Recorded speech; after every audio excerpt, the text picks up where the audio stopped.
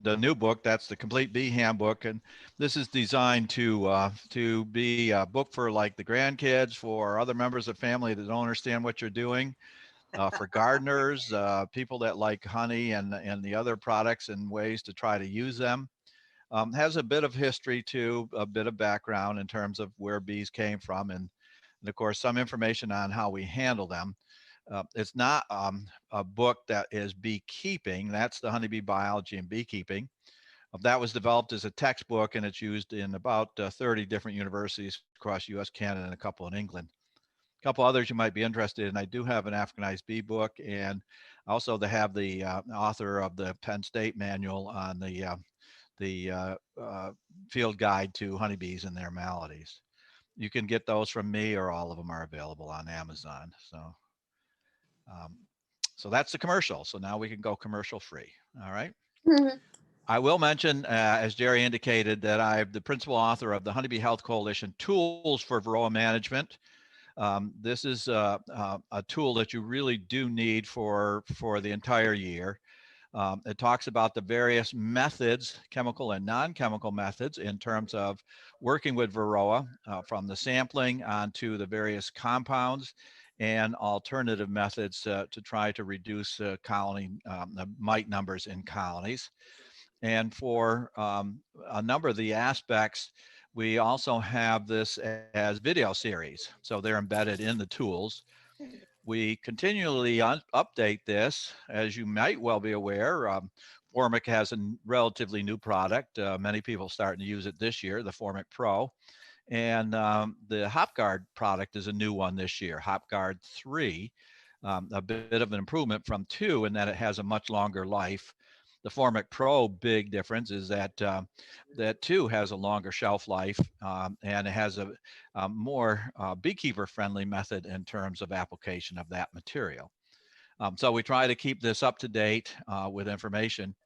Jerry said he wasn't sure what BMPs were. We also have another in this series, and that's best management practices. So that's looking at everything from where you site your colonies, how you handle them, your PPE, personal protective equipment, handling honey, etc. With some look in terms of, you know, what are some of the things you might do to improve overwintering survival, but also to be a friendly neighborhood beekeeper as well. So that's tools for Varroa management and best management practices. If you simply use your search engine and look up Honeybee Health Coalition, it's a .org.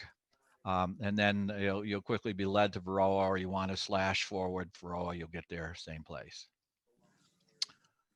All righty, from downtown Marin County, couple of ways that we used to keep bees in skeps, and a few people in a few places still do. And of course, some people keep bees in structures that are not a removable frame. I'm not going to talk really much about that tonight. I'm going to talk more about movable frame beekeeping. Uh, we're going to talk a little bit about those nasty, nasty varroa mites. Uh, it is, of course, not the mites, it's their spreading of DWV, VDV, CBPV. Don't we love our acronyms? Those are various viruses. These are viruses that reach epidemic proportions very quickly. The bees have viruses, they have lots of viruses, but somehow bees feeding on the bee's body and feeding particularly on the pupae help these viruses in their struggle to overcome other viruses, and these are the ones that cause the sudden collapse, the epidemics of one single virus that then the whole colony collapses fairly quickly. Talk a little bit about the concept of taking losses in the fall. Now, I recognize that you do not have much of a winter there, but um, in many places where there is, it's if we go back to Langstroth, he was one of the early ones that recommended taking losses in the fall. And I'll make the same concept of, we often have dinky colonies, colonies that just aren't doing anything and aren't going to do anything. And a lot of our management time is spent on them. And we end up with a slightly bigger colony that's still a dinky colony that still isn't going anywhere. So I'm going to emphasize a little bit, maybe some other ways to look at those rather than wasting our time on those, help get them back productive if that's our objectives. Obviously, we got to talk about stores, the system, the honey, it runs this whole system.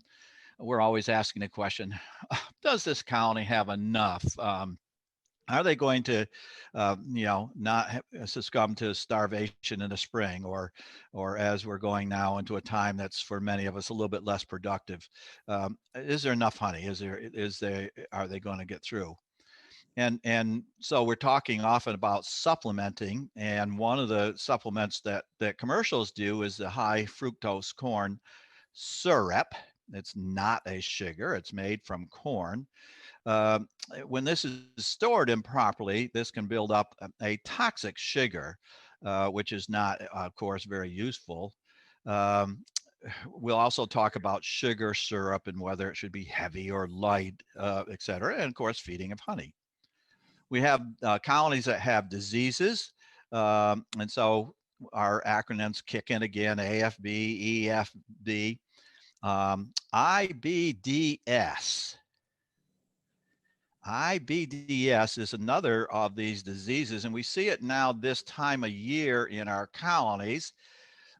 It's a syndrome, so the S stands for syndrome. D obviously for disease, B for brood. But the key to understanding this and our understanding of it is the first letter I. I is for idiosyncratic brood disease syndrome. That's a lot, four big, dime words that mean we don't know what in the hell's going on. Can't tell. Don't know what it is. IBDS, idiosyncratic brood disease syndrome. We haven't the faintest, but we do see it, and we particularly see it this time of year. I guess one of the ways to look at colonies, if we want to get it down to its basics, is look at the 3 M's. The 3 M's are mites, munchies, and moisture. And if we are good at being able to look at the colony and assess those 3 factors, and doing something about those 3 factors if it is warranted, and determining when it might be warranted, we'll be way ahead in our management. So it comes down to the 3 M's. So I mentioned in the outline all these different acronyms. So the last one is LOL, and that's what we need with our bee colonies. We need lots of luck. Lots of luck. All right. So we could start in any number of places talking about this time of year. It's become much more common and popular these days to look at what do the bees do? Whoa, what a concept. What's the natural behavior? What are the bees doing?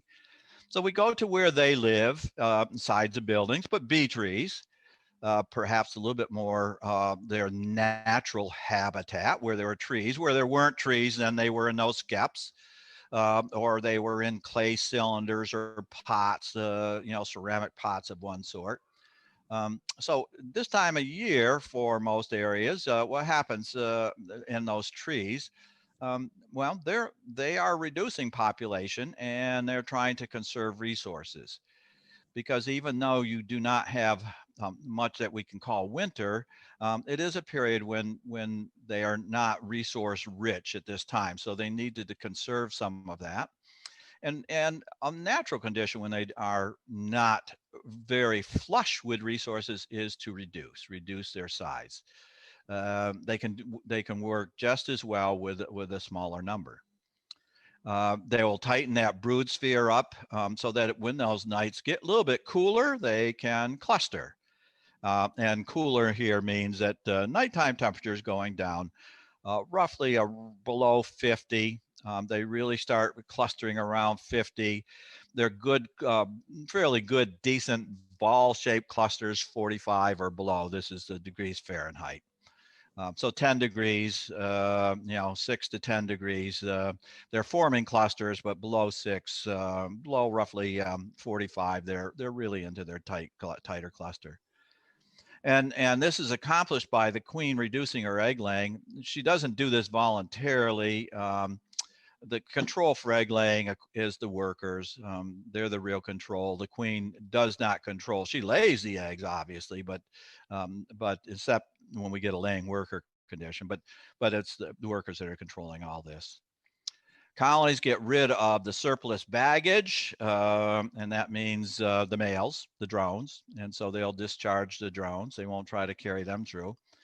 And we can sometimes tell a colony is not in the shape it should be because they're not doing that. They're not getting rid of the drones. Queenless colonies, for example, will not do a good job, or colonies still replacing their queens will not go ahead and get rid of drones. And then they need to the bees need to suspend the aging process. And the way they do that is they start storing more body material. Something like a hibernation of an animal, such as a bear will do, and the bees do something of the same thing. And they need two types of resources. They need honey to fuel the system, and they need within their own body the stores that will then help them sustain for. Instead of living 5 to 6 weeks, they'll live in northern climates 5 to 6 months, for example, during the winter. And they can do that because there's less activity, but there are also more food reserves within their own individual bodies. They don't necessarily have to have that hit that day of honey, because if they don't, they still have enough reserves to get through to the next day or a day after, when they can get the honey and refuel. Let me start with just a very brief discussion on losses. You're well aware that we've been measuring losses. This is the record of the Bee Informed group, now out of the University of Maryland. Back in 2007, 2006, we started by asking commercial beekeepers how about their overwinter losses. We also asked them what could they accept as a reasonable, acceptable amount. And the acceptable level was at the 15% level, but we found that they were having over 30% level of losses. We then expanded that survey to include backyarders and made it electronic in 2011, the spring of 2011. We still asked that question, how many did you lose over the winter period? But then we also asked the question, how many did you lose over the annual through the whole year, by asking how many of the summer losses did you have? So the gray is the winter losses, the light yellow, the summer losses, and the darker oranges is pumpkin color, appropriate for the season, was annual losses. So carrying that fast forward to our last overwintering survey, we found that we had, when we asked the query of all 50 states, 10% of the beekeepers in the US, they had 22% overwinter losses. And notice how this is about half of the winter losses of the year before. So we went from the very heaviest winter losses we've ever had in over a dozen years to the second lowest winter losses that we've had. But if you've seen the headlines, and increasingly the headlines, you'll see that it was a terrible year.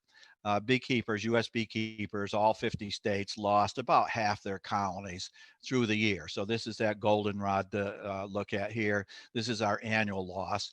And you can see there was only one other year back here when we had heavier losses. So last winter, second lowest overwintering losses, but the second highest over total annual losses. Well, when I came to Oregon 10 years ago, in between seeing the grandkids and really enjoying them, my oldest now, the two families, the two oldest are now in high school kids, so they've grown somehow. I don't know how that happened. But when I did, I came and I've continued the bee work. And one of the things I've continued is a bee survey of the Pacific Northwest. So this is looking, I petitioned the backyards in a different survey than we petitioned the commercial, semi-commercial. So the red trace up above here is for the last 10 years, the loss of the total loss of colonies for backyarders. You can see this past year that was at 38%. Now the blue trace here is of the larger scale. Semi-commercial, by definition, I'm using a definition that developed by many years ago. Semi-commercial is 50 to 500 colonies, commercial 500. You can't make your entire living from 500 colonies, but at one time you certainly could, but we're still using that definition. So the blue traces of those, and you can see there's no overlap at all. Our backyard beekeepers, by and large, lose about twice the number of colonies that the commercial beekeepers lose. It's still higher than what they are saying as an acceptable level, but it is less. And so you can see last year for the 3 Pacific Northwest states, so this is Oregon, Washington, and the state of Idaho, 21% loss for the commercials. And you can see they really trace right along. So when we have a bad season and we have heavy losses like the year before, both the backyarders, 48%, and the commercials in the Pacific Northwest, 35% loss as well. Now, that seems like a roller coaster. One of the things the surveys of the Bee Informed and my Pacific Northwest survey don't answer is the why. We're saying what's happening, what's the numbers, but the surveys are not saying why. We have some suggestions from the questions we asked from management, and that's a couple things I'll cover. Now, I've added a third trace on this one in that the Bee Informed survey is a national survey, and so it also asked the beekeepers in Oregon and California, all 50 states, of their losses. Notice what the similarity is here. So the orange trace, this one up above, is the backyarders, okay? Their annual losses for the last 10 years. The blue line is the red line is the loss of our Oregon commercial beekeepers for the last 10 years. And the blue line is what Bee Informed says those Oregon participants or those that have bees in Oregon has been for the last 10 years. Notice the Bee Informed is not saying what's happening in our backyards. It's not telling us what's happening to our beekeepers that have fewer than 50 colonies. It is strictly measuring, because of the way we're reporting it, the loss of the number of colonies by beekeepers in the state or have colonies for part of the year in the state. And so we have 95% of the respondents to our electronic surveys are backyarders and have their 1 to 50 colonies. But the number of colonies are from those 100 and 110, 115 commercial beekeepers. And so this is really, the Bee Informed is really an expression of the commercial. But keep in mind that our backyarders are roughly double the level of losses. And most of the Alameda beekeepers, the county beekeepers, are backyarders, as with most of our associations here in Oregon as well. Now, if you go on to the Bee Informed, you will see those numbers for California. So let me show you the last 3 numbers. So this past year, California beekeepers had a 21% loss. The year before, 31% loss. Year before that, 26. So if I had plotted those, it would be 21% right here, 31% up here, and then 26 right here. So that would look very much like our Oregon commercials. The Bee Informed looks at anywhere from 115 to 144 beekeepers just in these last 3 years, and counts in California 237,000 plus or minus colonies. We know that that in California there are in excess of 500,000 colonies.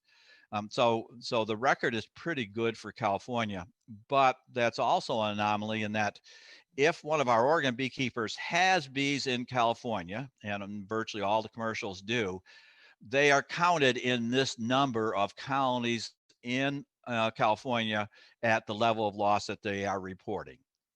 So this number is, again, commercial beekeepers, and it's not just California commercial beekeepers. It's any beekeepers that have numbers.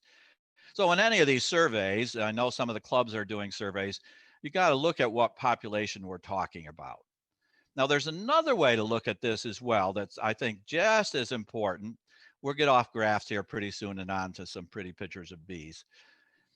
And that is gross versus net losses.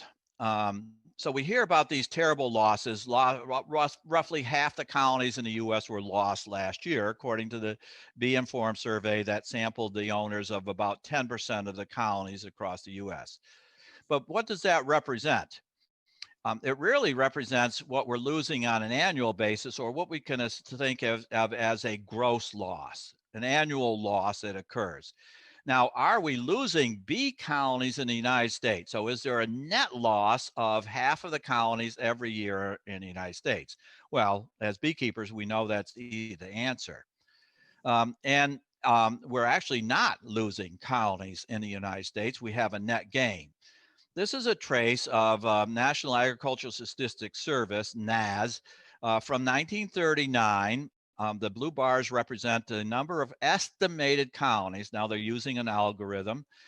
They're using a different database. These are not volunteers. These are people that are getting some assistance or something of some way that they then query, and it's not voluntary. You have to give them the number. And then they're taking a subset from that. And so we estimate, we figure that the highest number of bee colonies we have ever had in the U.S. was just about the end of World War II. There were a lot of incentives during the war to be a beekeeper. Every farm had bees, etc.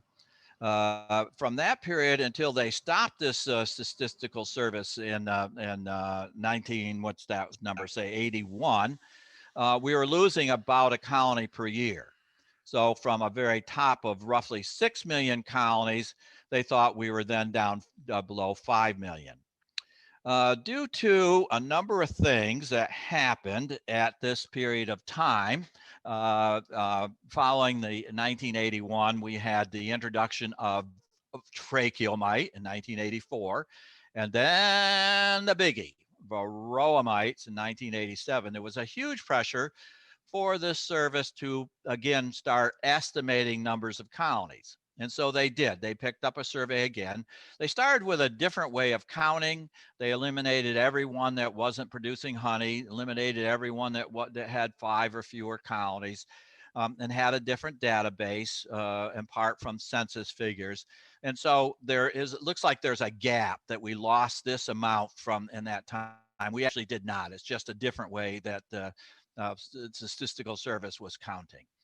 So from that period to the present, looking at numbers of colonies, again, that's the end of the blue bar, we are only losing half the number that we lost from the end of World War II to 81, roughly 4.3. Now, one other part on this is I've drawn a black box since 2006. Now, 2006 is a legend year in beekeeping, because a bunch of us sat at the American Beekeeping Federation meeting in Austin, Texas, and started hearing about beekeepers that were having this most unique, most unusual, something they've never seen before, these losses that all of a sudden the colony collapsed. Well, we've seen that before. We've seen it on a limited basis, but not on beekeepers from Wisconsin, from Pennsylvania, from New York State, a couple from California were saying, I've never seen this before. I mean, my colonies just went from full colonies to nothing in a month's time. We coined a term at the time, which is the term CCD. So that's where that came from, of all of a sudden a number of beekeepers, a number of places saying their colonies just simply collapse. So colony collapse disorder. Well, since 2006 on this trace, you'll notice that we are actually gaining. We're actually gaining since 2006 about a colony per year. So we are having huge losses, such as last year, almost 1 in 2 colonies. But net wise in the US, we are not. We are actually increasing the colony numbers. And we're not unique. So here's the trace, the blue trace for the United States. Here's a trace for Canada. And here's the worldwide trace. And roughly the same amount. Well, the worldwide trace goes back to 61 here, 60. So from 60 up until the last year here of reliable numbers, FAO numbers, 2013, there was a net gain worldwide from roughly 50 million colonies up to 80 million colonies. Let me get rid of that black box. Quite a gain. All right. We have not gained as significantly here in the US, we are, or in Canada, and they are. So net wise, we're not losing. And so hearing terrible losses of 50% of the colonies lost in the United States over the year does not mean honeybees are going extinct. And although we find other bees and other pollinators also in some sort of a peril, although some species are going extinct, extinction is a natural process. We're not losing just huge numbers, and the process, the biological process of pollination, is not in danger. All right. Another way of looking at our losses is as a three-legged stool. So if we're going to balance our bee on top of the stool, we'll talk about diseases, pests, and nutrition. At this point, is there anything that's come in on the chat? I'm not sure who's monitoring chat, Jim or Jerry, anything? I am not. I'm trying to keep up with the people coming in. I understand that. Yeah.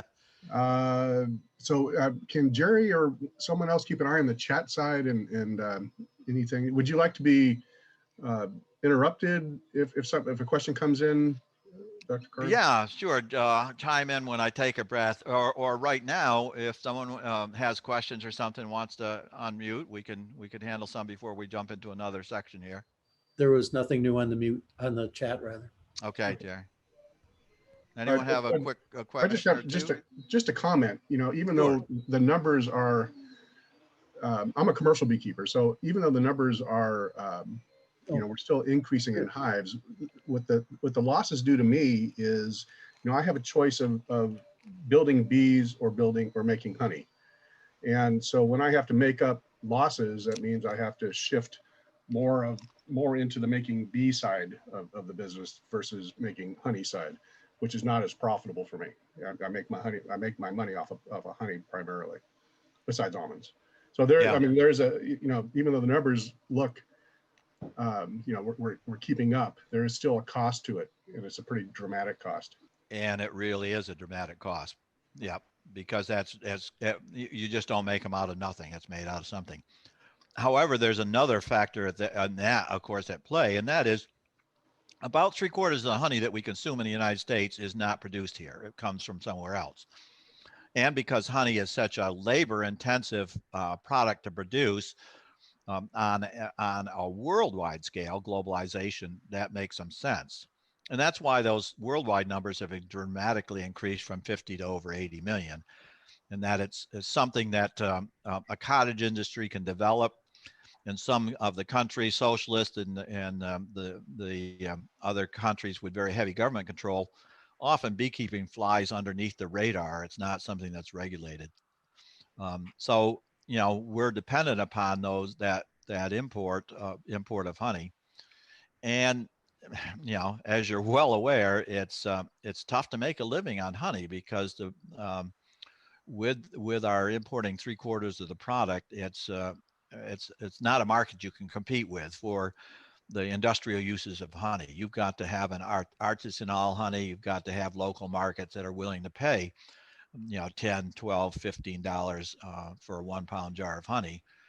You go to the supermarket, the big box store, and it's 8-ounce bear for $2.79. So that's not competitive at all.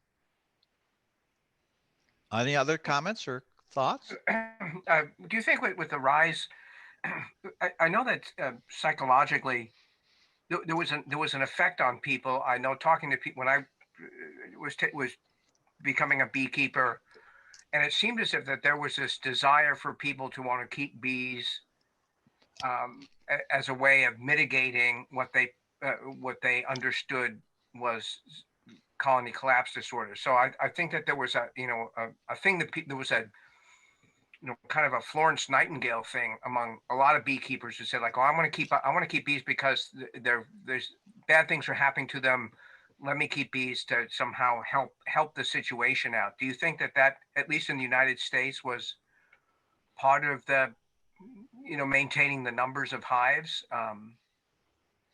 I do. Good point. I've been in this business since the 70s, and in the 70s and 80s and 90s, asking people why do they start bees to save the bees was never an answer. You never got that at all.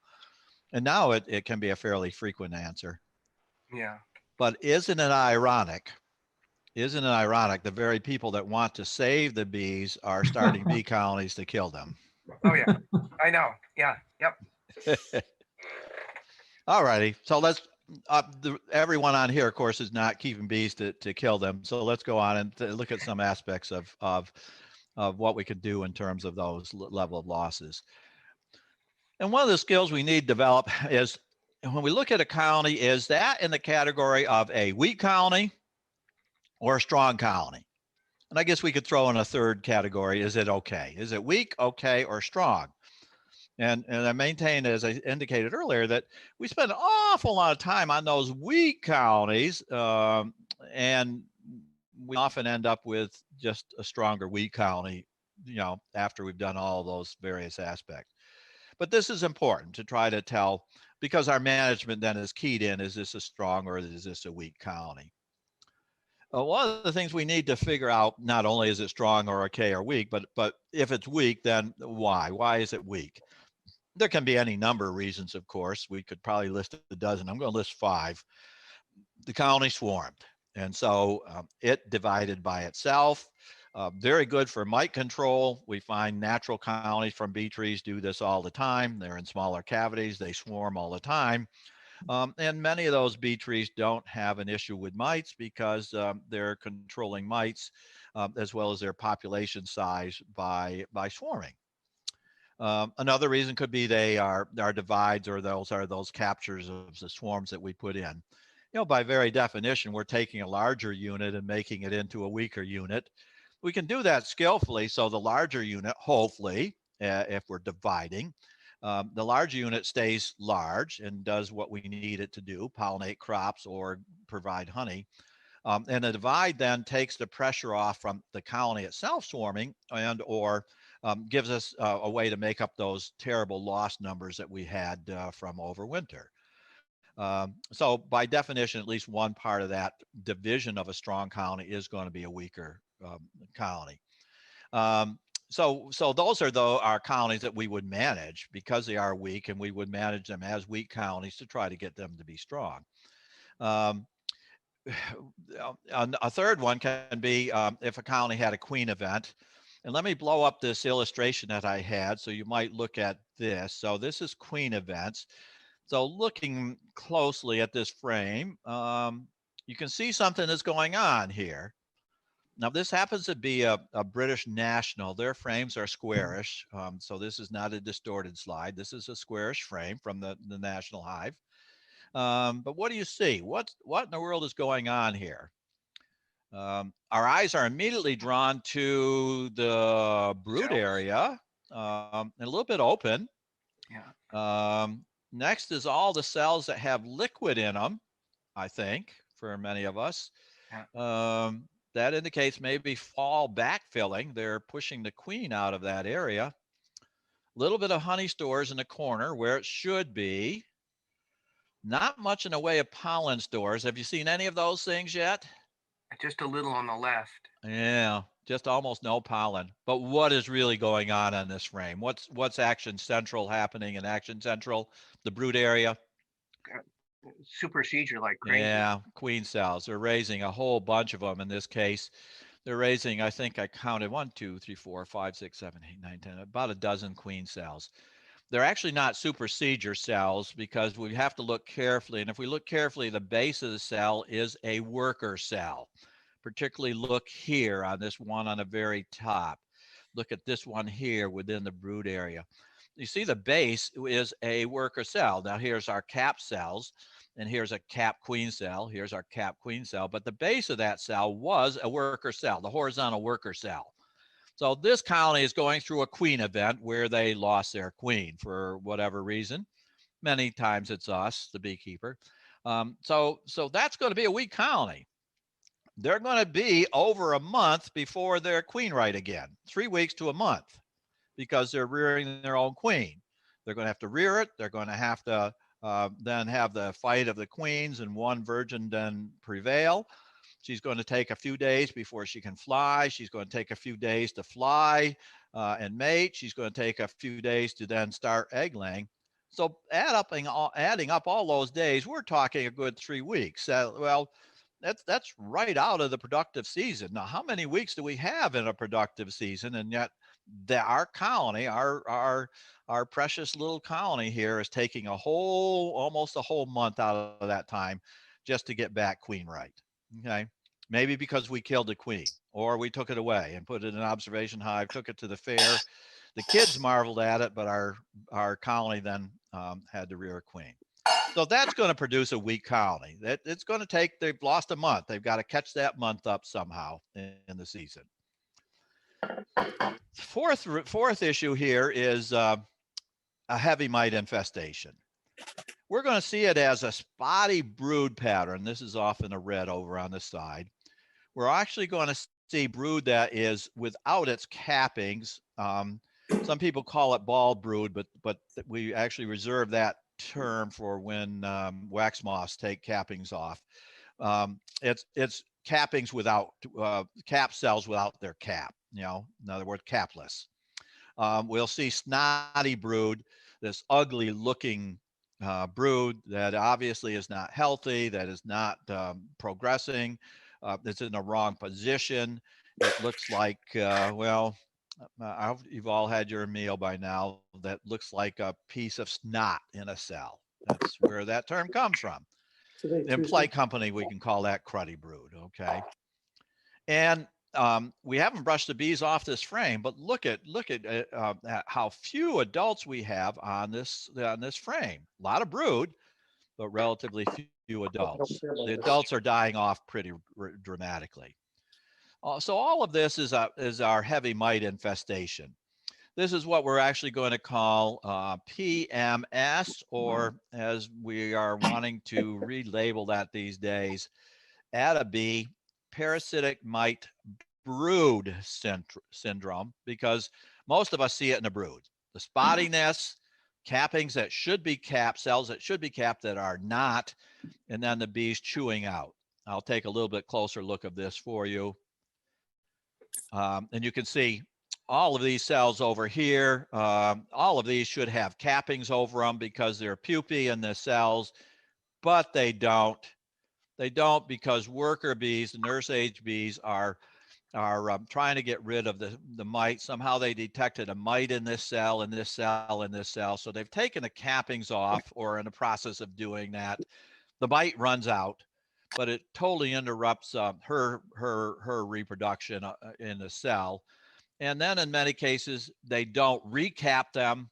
They don't reapply the brood capping, but they actually throw out their developing pupa. A couple down here looks like they've been recapped. So you see this one has a slightly darker capping all in the middle of it.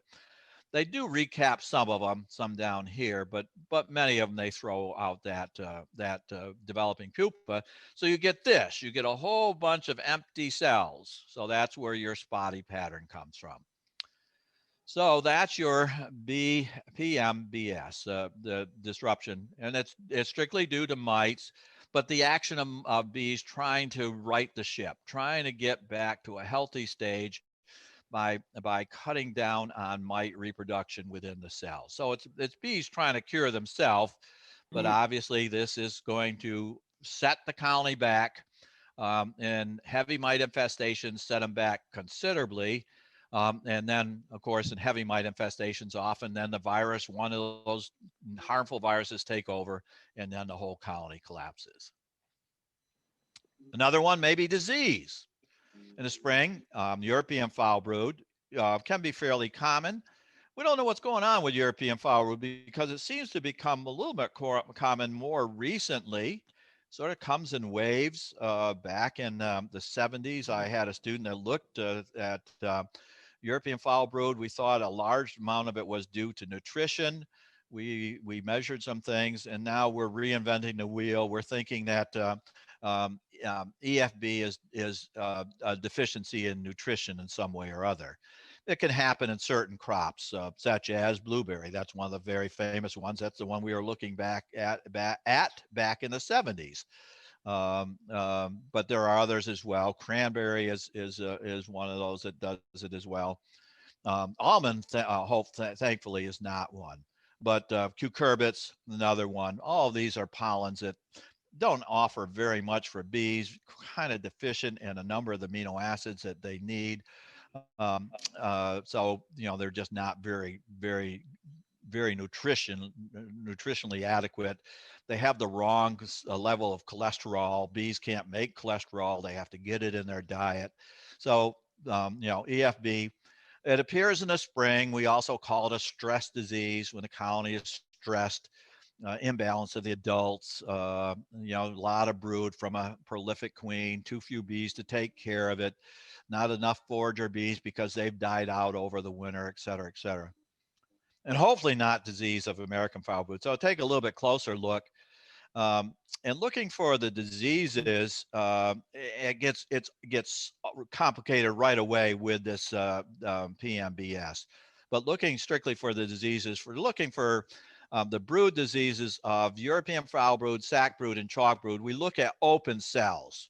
So here are some cap cells. We're not interested in those and looking at them for European. We look at these open cells and we see some things such as right here in the middle, a larva that's in the wrong place. I mean, curled, coiled in the cell. It ought to be nice and C-shaped and right in the bottom so the bees can feed it easily. Something's wrong here. The one next to it, it's kind of got a little yellowish color to it. You can see the tracheal lines. The one on this side, sort of dehydrating. Instead of being all over the cell, it's fallen to the bottom. This will come right out with a sharp stick or forceps. We can see some other yellows up here at the top under the A, stretching all the way down to the bottom, almost below it. Another very yellowish. One all the way over here on the very side, a more pronounced yellowish. That's how we look for European foul brood. This is a cell of European foul brood, a great photo by Rob Schneider, who's up in the queen rearing area. He works for the Bee Informed Tech teams, a great photographer. Now, when we're looking for AFB, the more serious of the two, we don't worry about the larva. We got to look at cap cells because the AFB pathogen kills after the cell is capped. It kills in the prepupa or the pupal stage. So now we're concentrating on what the cap cells look like, and we see cells that have we have cells that have, come on, back. We'll get back there. Sorry about that. That look sunken, kind of look watery or greasy looking, and particularly perforations. Here's one here. Here's a bigger one here. Here's a larger perforation. Here, most of the capping has been taken off. About half the capping taken off here. What it is sort of, washing the windows in our house, washing the car, spring. So we make a little bit of effort of it, and then something distracts us and we get sidetracked. And so too with the bees. This is nasty stuff. It smells terrible to the bees as well as to ourselves. It's almost impossible to remove the dehydrating remains. And so what the bees do is they poke a hole in it and confirm, yep, that smells bad. Yep, I'm going to find something else to do right away. Let another bee come along and start the cleanup process. And so that's what these reflect. They've detected that there's disease in those cells, but they're too busy that day to go ahead and start the cleanup job, because it is quite a cleanup job. Because here's one where most of the capping has been taken off, and we're peering into the cell, and that's what we're seeing, and that's what the bee is seeing and smelling. They stick their mouth parts into this to try to take it up, and it's gooey and it's gummy. It doesn't remove. It starts dehydrating until it finally just curls right down into a very tough scale on this lower cell surface. It's nasty. It's, you just want to leave it to someone else to do the cleanup. So that's what how we would look for American foul brood with the cap cells. Look for these characteristics: coffee au lait, caramel color, with European foul brood, European open cells, in a yellowish color. So that's how we would take a look and try to see if we're looking at cells that have more that are weak, because they're just not hatching as much brood. It looks like a healthy cell right here and a healthy cell here. And undoubtedly under some of these cappings, there are some healthy cells, but you can see there's 1, 2, 3, 4, 5, 6, 7, at least 8 cells in just this little patch that we're seeing that are dying, that are not going to produce a replacement sister, because their young are dying from the pathogen of foul brood. So another reason for weak colonies. So we've outlined 5, plenty of good reasons, and we could do some more. So let's get on to taking care of this, handling them. So how might we handle weaker colonies? Many of us as backyard beekeepers are not after honey. We want a little bit maybe, but we don't want a lot of honey. So it's okay. Weak colonies are okay. We can keep them in a single box. As long as they have 2 frames of honey, they're going to survive. They're going to do okay. You don't have a serious winter there in coastal California. Single boxes. As long as they've got a couple frames of honey. We even overwinter 5-frame nukes, as long as the outer 2 frames of the 5 are with honey. We can handle them by requeening them. They'll get strong eventually. The issue is that are we proactive? In other words, we could let the colony requeen itself, go through that whole process, and in a month they will start back on a road to getting stronger. But if we're proactive, we can requeen them. And so we can take a colony that's going nowhere, that's a dink, and as soon as we put a mated queen with precaution in some sort of a cage, and put her into the colony and get rid of the old queen, we can make them queen right within a week. 1 week versus 1 month. No brainer.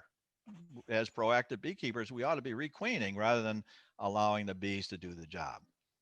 We can feed them those munchies to make them stronger.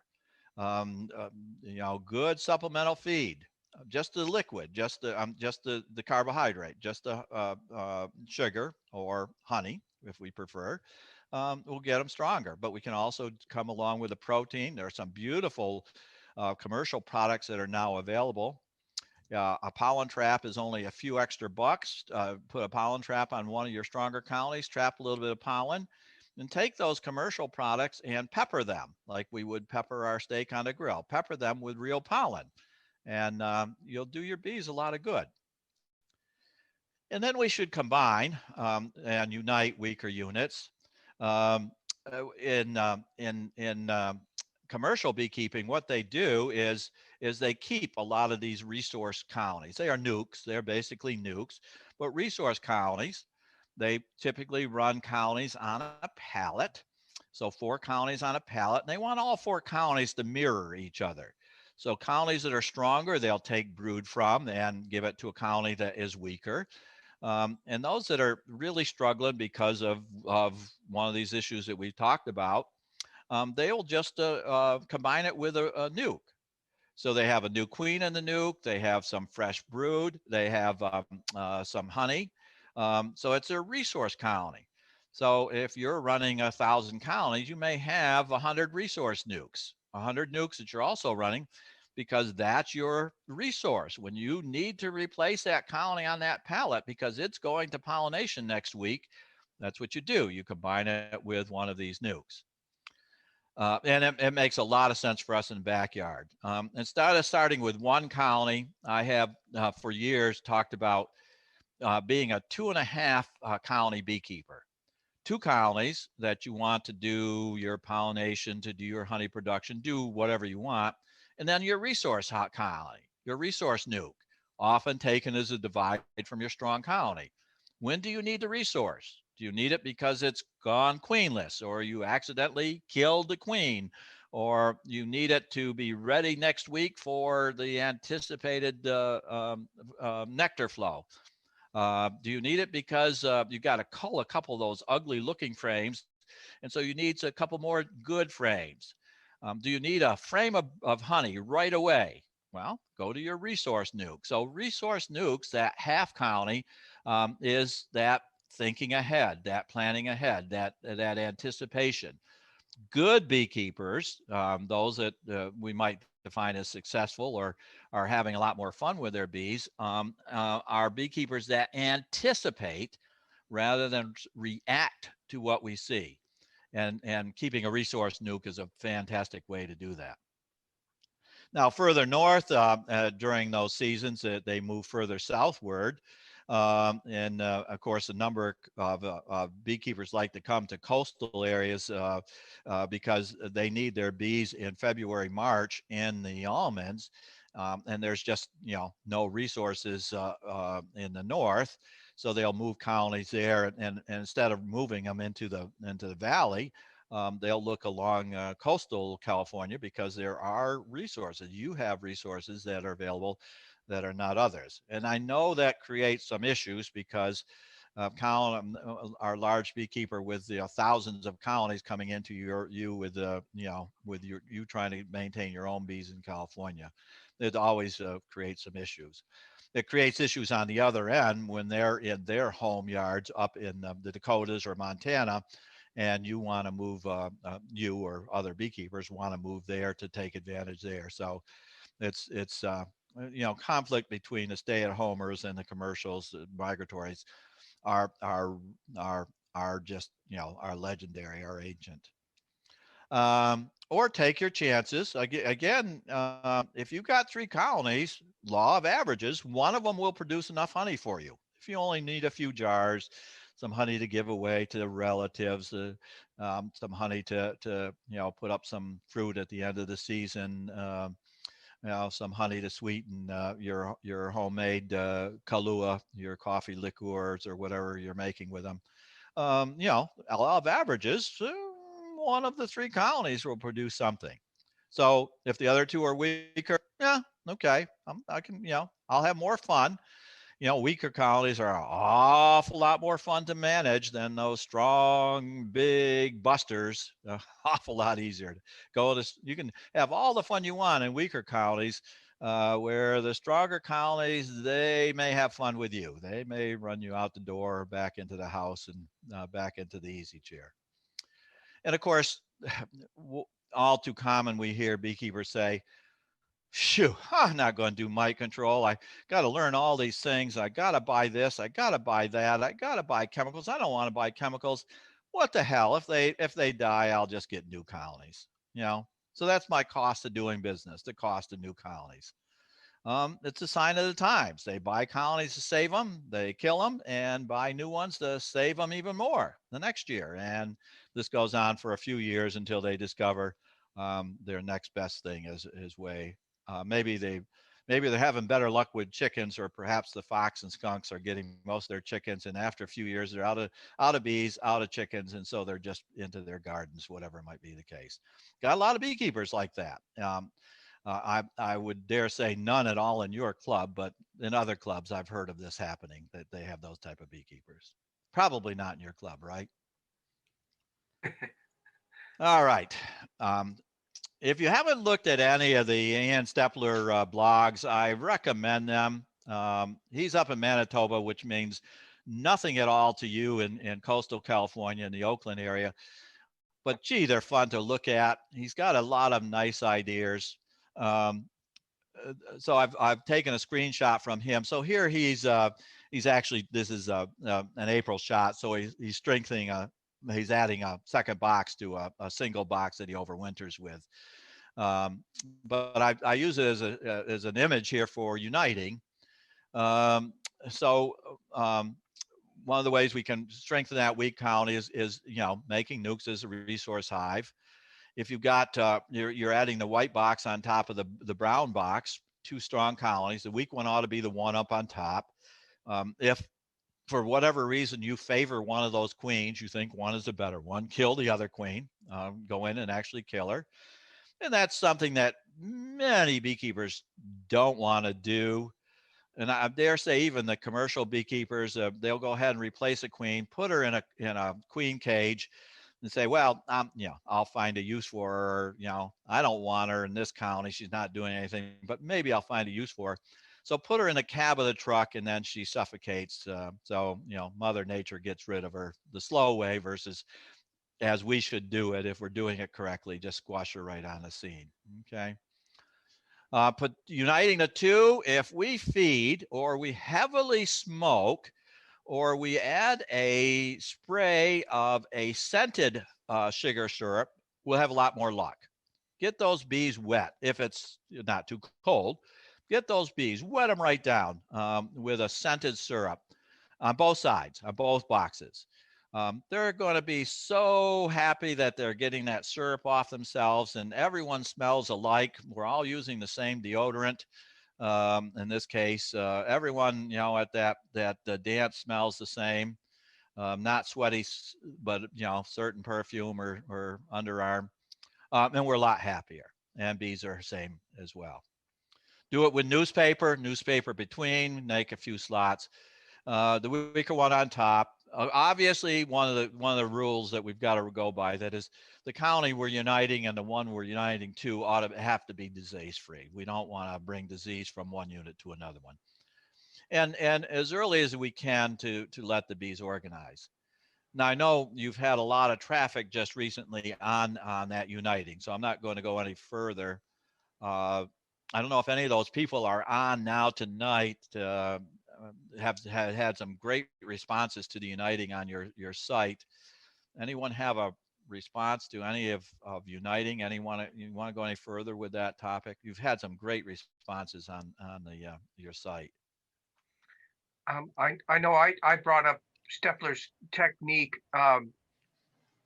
using the queen excluder and the newspaper and the scented syrup.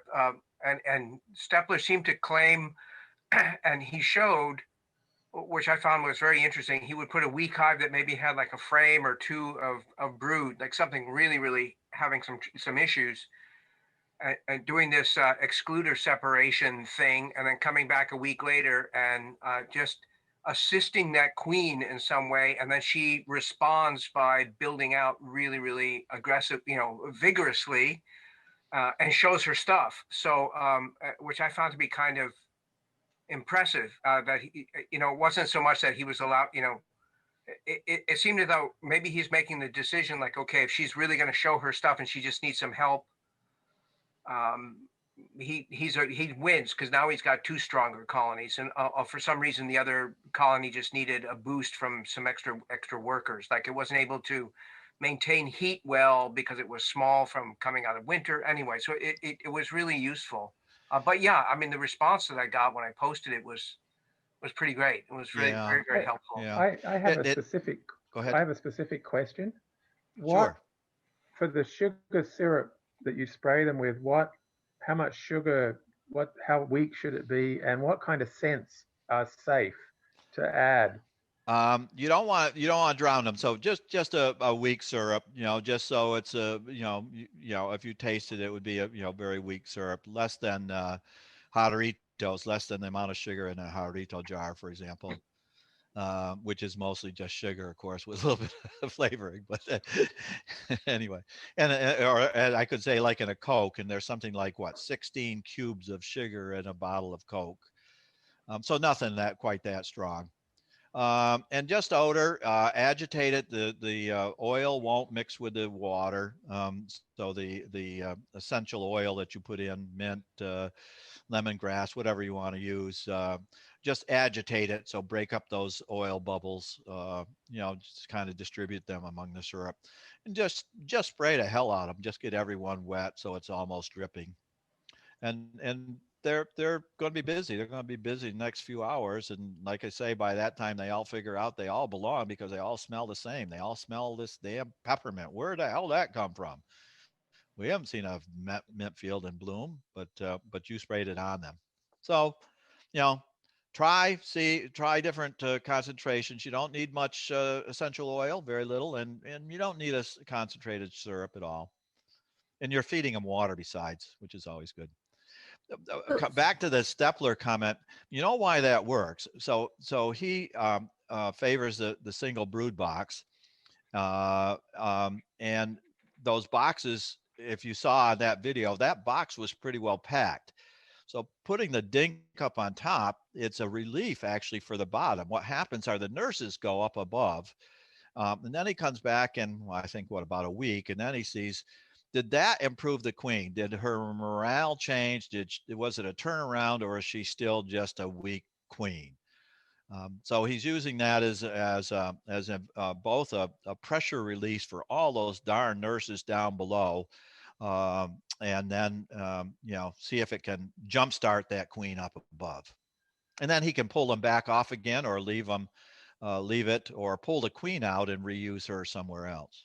So you've got lots of options. But I like that technique. But part of the key is having the strong box below. Right. Remember, don't combine week to week. No. You combine two weak boxes, and you have one colony of 2 boxes that are still weak. Yeah, it turned out that I'm kind of in that situation where I have like a very, very strong, very, very strong colony this time of year, and I have one that, because I'm calling it operator error, is on the dink side, on the small side, and I had remembered this technique, and from watching his videos, I thought, you know what, maybe I'll give it a try just to see what happens. At the very least, I mean, but the other options, of course, were breaking it down and putting it into a smaller nuke situation, and feeding them and heavily, and seeing what happens that way. But I'm just really curious to see how it goes. So yeah, for sure. I know I haven't made up my mind yet what I want to do with the poor thing, but I mean, I went in there. She's a nice big fat queen, and she's roaming around and laying. But I think at this point, it's so small that they're just having a hard time, keeping it warm. Even though we're getting some warm days, we had that dreadful smoke event. I don't know if you guys had it up there. Oh, did we ever? And we had days in which the bees never left the hive entirely. Yep. It was so dark, and we had that red shift, and they just weren't. It was infrared. Like we lived in infrared for a couple of days, and so very strange sky, wasn't it? Very strange. Yeah. So yeah, and so I think that may have impacted. It may have been on the verge anyway, and may have impacted their ability to to forage. And so I don't know what the issues were, but so anyway, it'd be fun. It did. It all has to do with their orientation. So bees need to know where the sun is, because that's their orientation. Polarized light, not looking at the sun, but the polarized light pattern. Right. And that smoke just totally interferes with it. It was amazing, because I would that the entire day there were this massive cluster of bees on all the entrances of all the hives, just sitting there. Yeah. Unable to figure out what the heck to do next. Yeah. It was sort of like us, should I go out in that? Can I breathe if I go out in that? Yeah. Oh yeah, thing. yeah. Yeah. I was confined for a week because I do have a bit of a breathing issue. So I was confined for a week here. So you've had this good discussion of some of the things that we could do with our weak colonies. I will point out, I don't know if you can see over my shoulder, That's our artwork for this year's NAPSI convention. NAPSI is based in San Francisco. Access their website by P2, Pollinator Protection. There's a lot of marvelous things on that pollinator protection. Well, their annual conference is next week. And so where am I going on this? We are recognizing Ian and as our individual that's related to pollination this year. So he's being recognized on an international basis. And I might say that with this issue of bees in national forests, and I don't, and you know, I'm sure within the group you have people on both sides, but one of the great things that NAPSI has done is not allow the distinction to occur between the wild bee pollinators, the feral bees, the native bees, and honeybees. Whereas there are some people that would like to drive a wedge between those two to protect the native pollinators. We've got to limit or reduce somehow the livestock of the honeybees. So we owe a real debt of gratitude for NAPSI for making sure the discussion on protection of pollinators includes and does not exclude us as beekeepers. They've done a beautiful job with that. And I'm involved in both Health Coalition and in NAPSI. You'll find on NAPSI a BMD program that we have been slow to roll out, but I've been involved in trying to do that. So you could, with a series of questions, be able to hopefully figure out what some of the issues might be in your colonies by going on the BMD. And that's hosted on our P2 website. Boy, did I take a side there. Okay.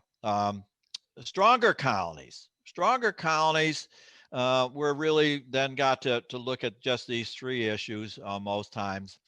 Mites, munchies, and over the winter period, moisture that's in the colony.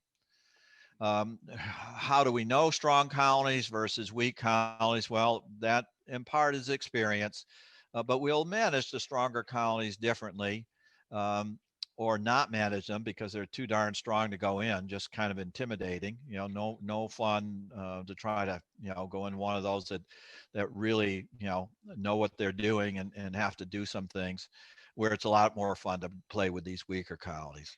But stronger colonies too need some of our attention. Stronger colonies are those in which we're going to harvest honey from, whether we do it naturally as shown on left. And every time I show this picture on the right, people always ask, you know, is that petroleum honey that they're extracting? Look at the jar down bottom, at the bottom where that's coming out of the honey extractor. That is black honey. No, it's not motor oil. It's not petroleum. Jerry's looking in closely. I can see you're getting a good look at it here, Jerry. That's honey. And that's unfortunately the honey we get in the tropics. So this is actually a tropical picture. This is from, I go part of the year to Bolivia where I keep Africanized honeybees. Up here, I try to keep less defensive bees for half of the year, more Italian-like bees here. But that's a tropical honey. And the first one that the 3M is mites. And so I want to just make a quick comment about sampling. Sampling both before and after we do a treatment, or what we call pre-treatment and post-treatment, gives us a number. We can do a good sample. For example, we can use sugar shake, sample roughly 300 bees. Doesn't really matter where we take the bees. Many of you know and follow Randy Oliver, and he suggested that we would do a lot better taking the bees from the frame that's the side of the brood area, as long as you don't have too many drones, and you get a lot of drones in that sample. And of course, recommending that we put the bees in some sort of an open container, not collect them directly into the jar, so that the older bees fly off. And we're biasing our sample in favor of the bees that are more likely to have mites on it, but we're after a mighty small number at that, so that's a good way to try to work it. most recently he's looked in it, and it doesn't necessarily relate to how much you actually shake the bees. It's how we get that sugar distributed among all of the bees, so that all of them get covered with bees, and that's what's causing the mites to release. Alcohol wash is more reliable. This type of a container, two containers with a piece of PVC in between and the screen in between, up where my index finger is, that's where the bee sample is up above. The liquid, whether it's alcohol, whether it's window washer fluid. Randy likes, what is it? It's not dial. He likes um, Dawn. high Dawn. sudsing. Dawn, correct. Yes, Dawn detergent. Low sudsing, grease cutting. That seems to be effective. And the difference in the alcohol wash, you don't shake, you actually swirl, so you don't get a bubble bath that's occurring in your sampling if you use something like Dawn or the window washer fluid. I only mention that because it's been hard to get. So those give us reliable numbers. After we've treated, if we go in a week later and put a screen bottom board in, and or use our screen bottom board and put in a sticky board or debris board with a sticky surface on it, we can count the mites. That's a good way to see if you know, we had good control or not. I use sticky boards not to count every last mite. I have counted for years those damn mites, gone blind counting them, I think, and but rather an estimate. I look at the sticky board and, gee, I don't see any mites here. Gee, this is good. Well, maybe there's one, you know, maybe there's another one, versus, oh, I'm getting about a dozen a day. I put it in for a day and I've got maybe a dozen mites here, versus you pull out that sticky board and there are mites everywhere. So sort of a three-step, level evaluation.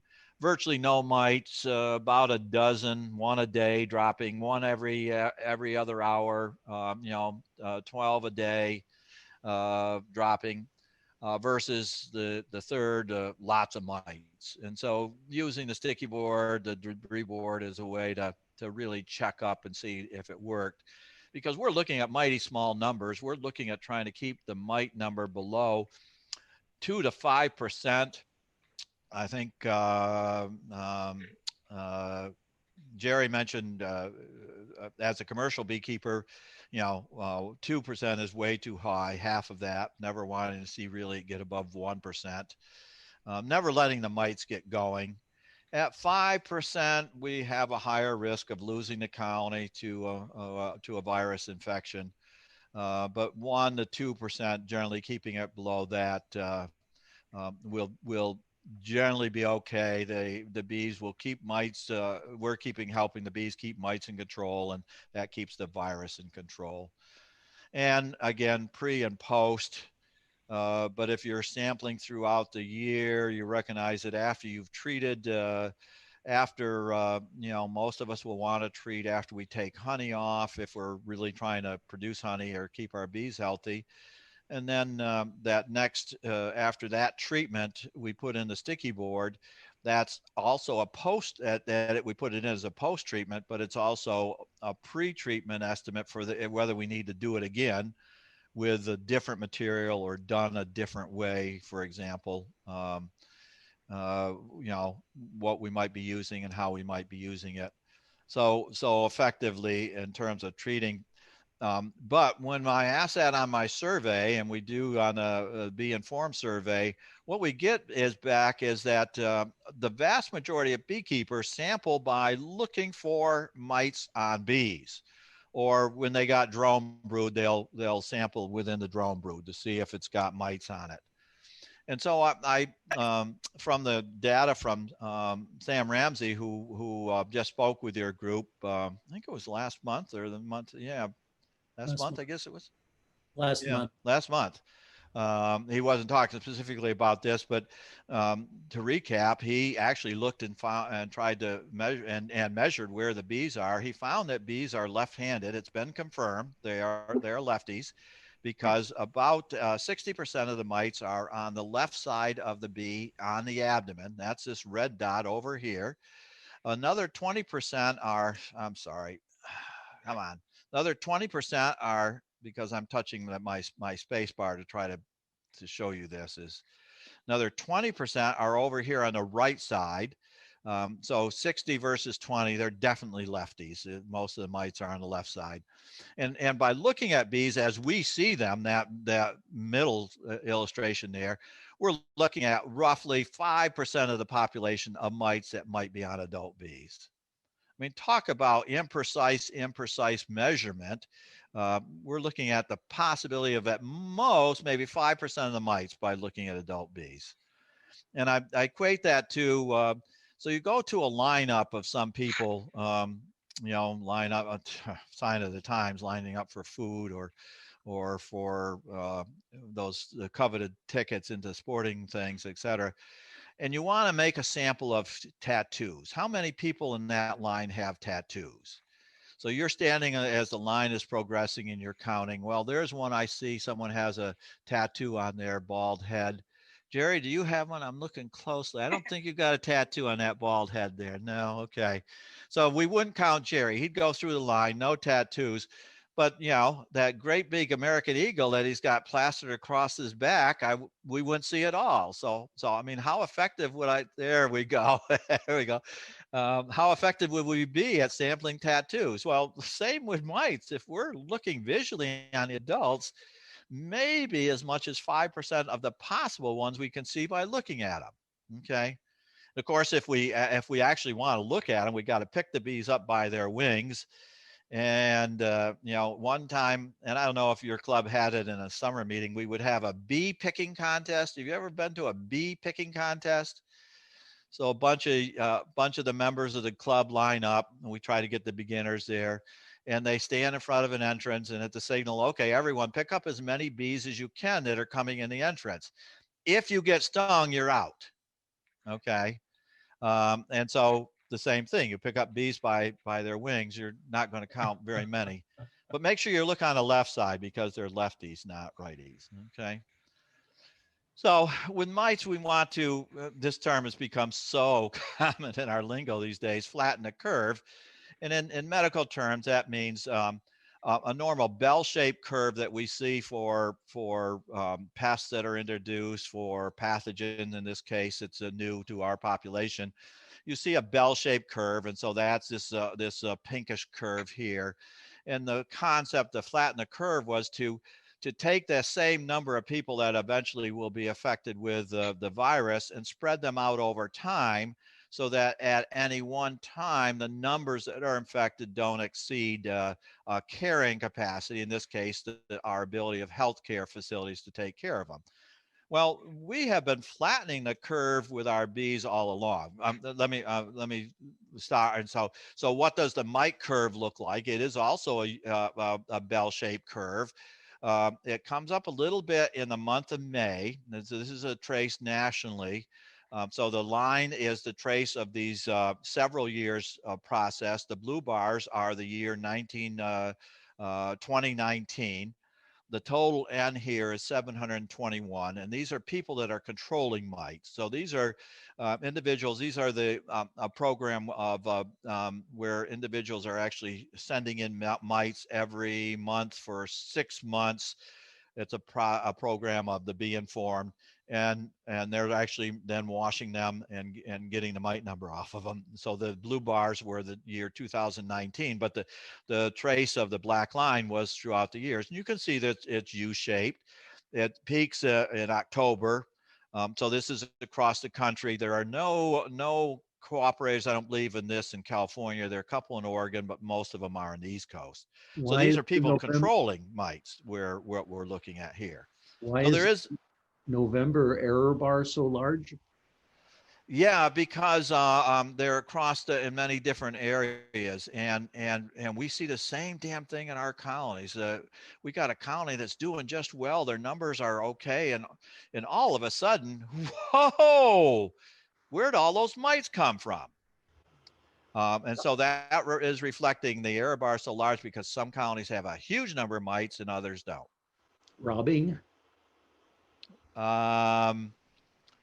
It's a way to horizontally transfer the mites, but can that all be robbing? We often notice in August and September and October that a colony that has been plugging along just fine suddenly discovers robbing, and the mite numbers explode because they're robbing weak and poorly managed, unmanaged colonies. Yep. And the concept that we call about mite bombs. So one colony gets the virus and crashes rapidly, but other bees come in to clean up. And in so doing, bring back mites, bring back honey, but also with a little surprise of mites. Yep. Eric Musin a couple of years ago said that a bee can transport as many as a dozen mites from one place to another that way. Yep. Yep. But can that explain the whole thing? I've got a different explanation, as you can see where I'm going with this. I mean, that is true. I mean, those are documented horizontal transmissions. They established a colony with very high mite numbers and marked bees in Maryland, and then went 3-mile radius from there and looked where the mites went. The marked bees went from the colony that had high mite numbers.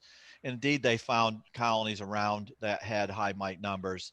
The closer colonies in the same apiary obviously had more of the marked bees from the high mite colonies, but neighboring colonies in different apiaries also had numbers as well.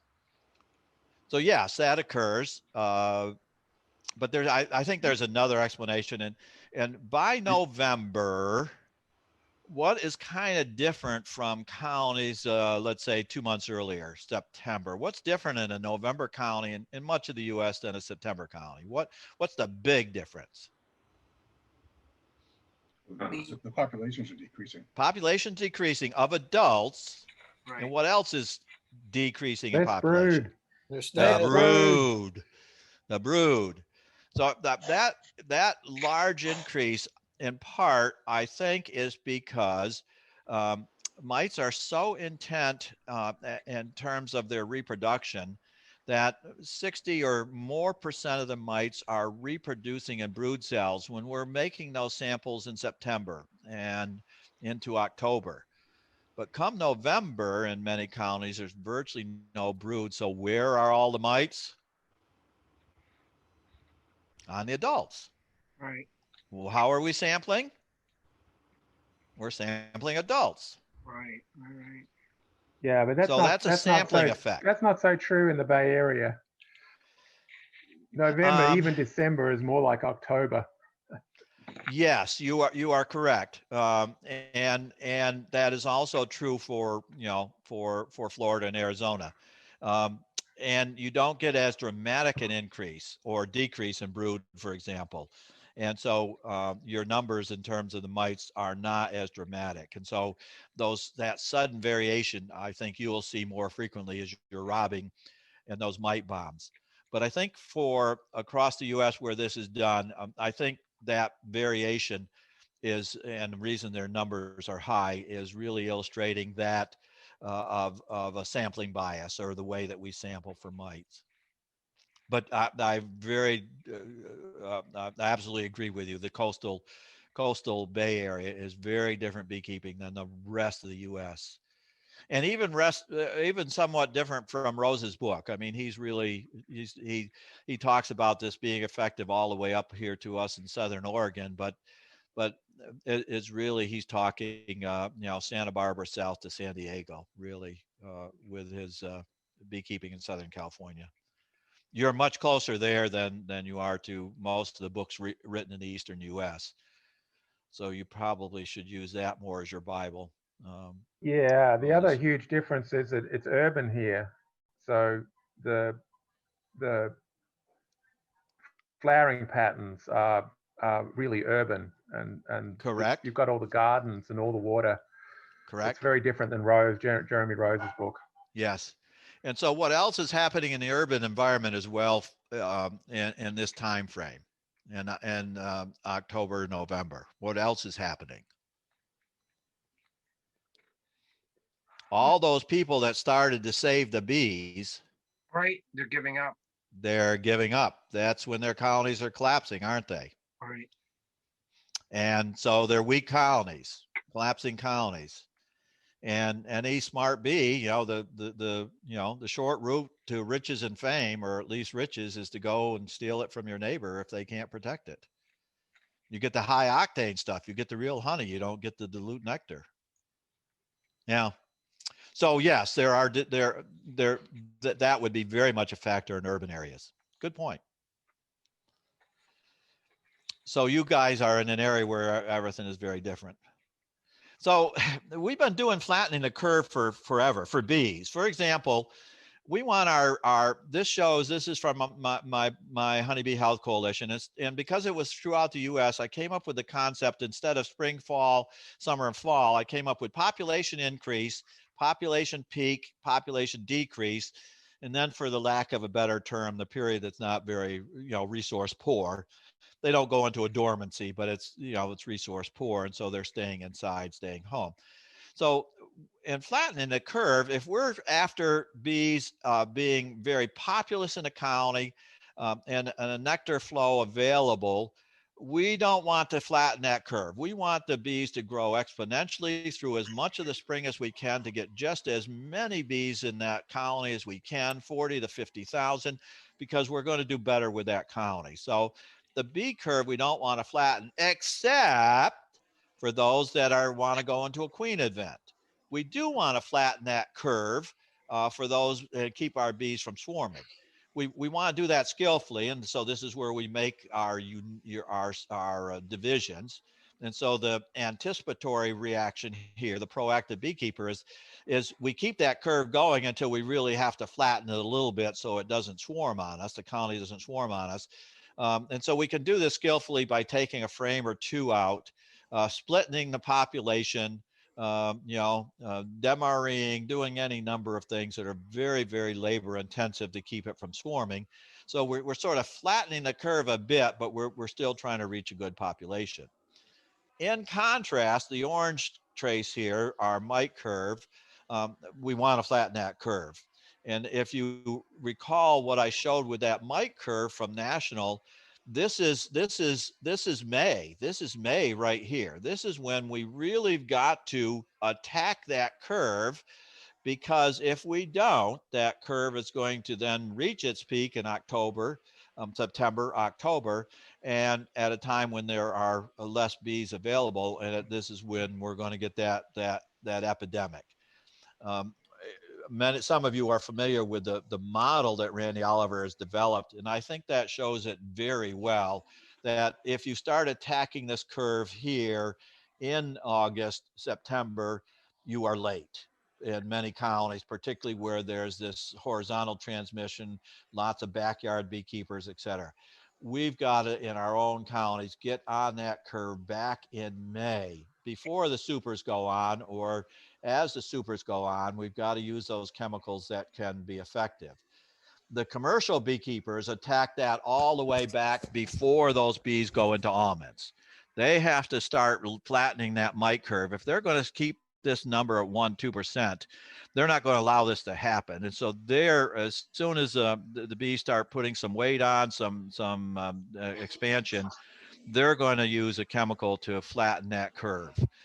We can use some other non-chemical means to help flatten that curve in May. Brood breaks, trapping mites in drone brood, for example. Good non-chemical means to do it. They're more labor intensive. Most of the commercials don't have the time to do those, so they're going to rely on a chemical here. They're going to have a chemical in during super time, if they're doing that at all, and then they get very aggressive at this fall time to try to keep that curve from ever getting to any number at all. Basically, commercials have half the loss of hobbyists. You know, you saw those curves that I showed earlier. Basically, their loss is about half that of hobbyists because they're proactive. They start tacking that curve and understanding, you know, the concept of flattening the growth curve of mites in this case.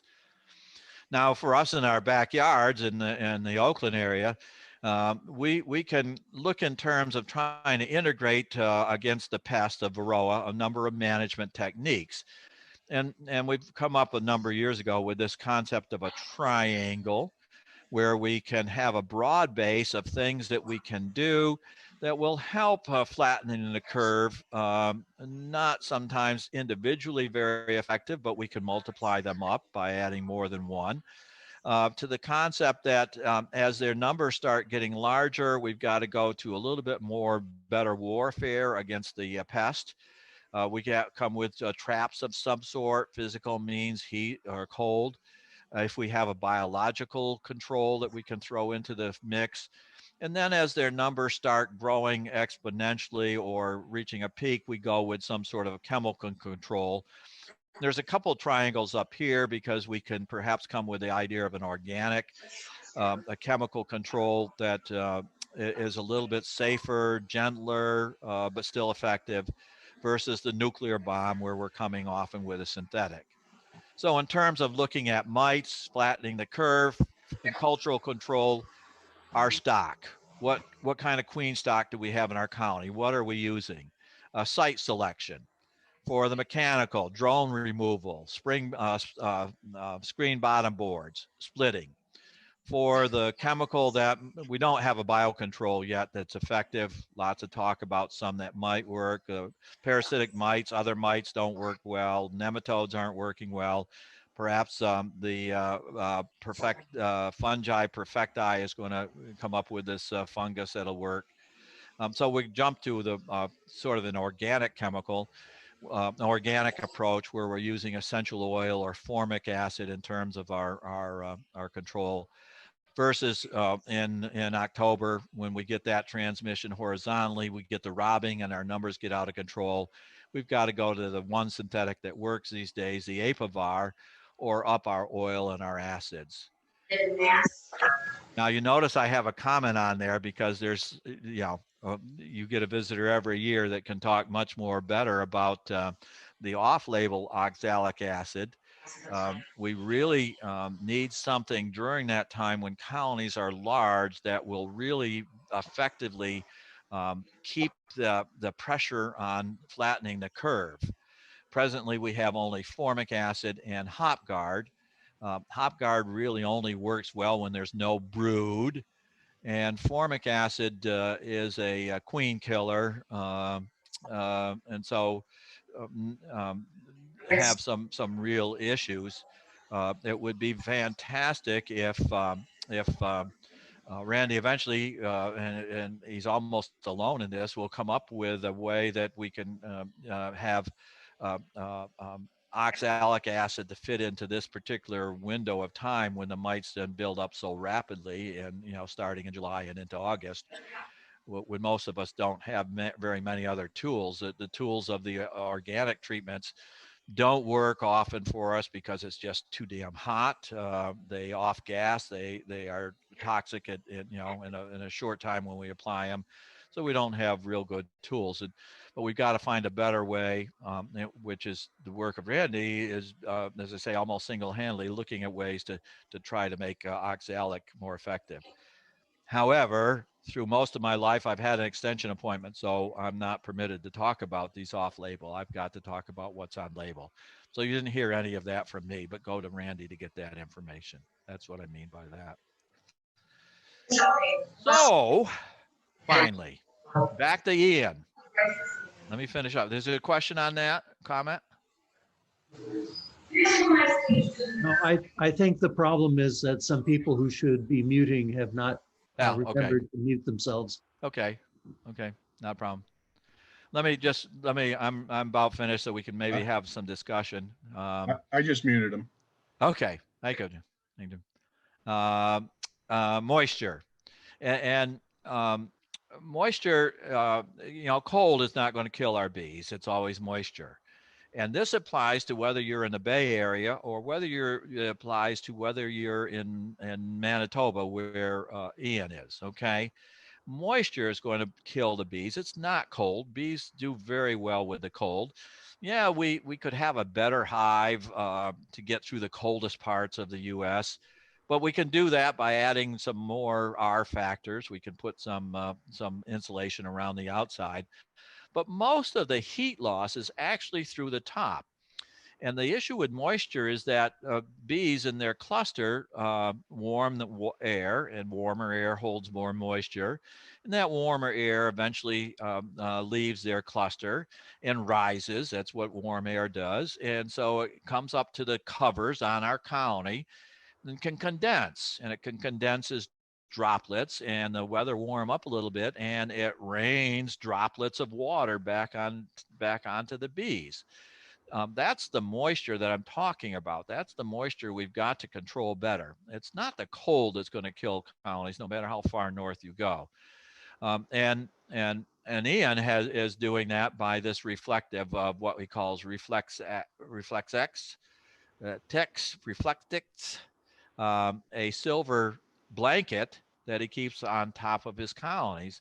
As I indicate, he's a one-star colony for a good part of the year, one box beekeeper for a good part of the year, as a winter blanket. And what it does is it allows that moisture to be able to be then shunted to the side from the top, and then recirculated back down along the sides of the colony, rather than the droplets forming and raining down on bees.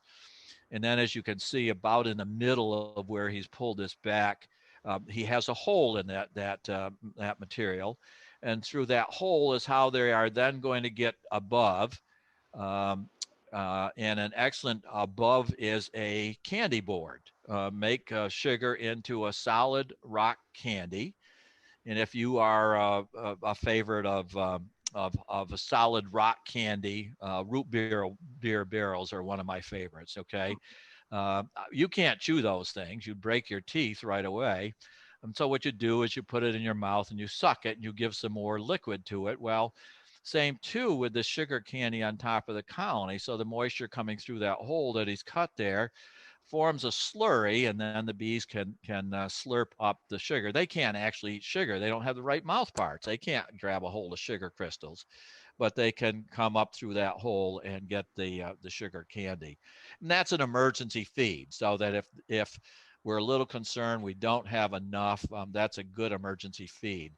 So one of the things that for Bay Area beekeepers, instead of worrying how much feed is on the colony, just make up a sugar candy. Put that sugar candy on top of colonies and let the warm moisture of the bees on those cool nights come up and make a slurry out of that candy.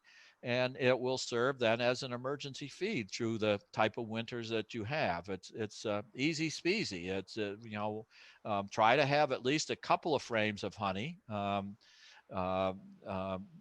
your case, you don't actually have to have it above the bees. Although most of us try to keep bees in a couple boxes, and the top box being our feed box where most of that honey is. But the outer frames, you can overwinter a 5-frame nuke as long as your outer 2 frames are pretty much full of honey starting the winter.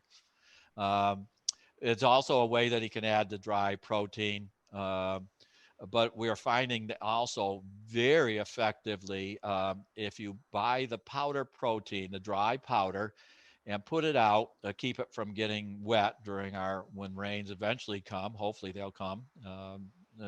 But when they do eventually come, whatever amount of rain we get, so it doesn't get moist, doesn't get wet from the rain.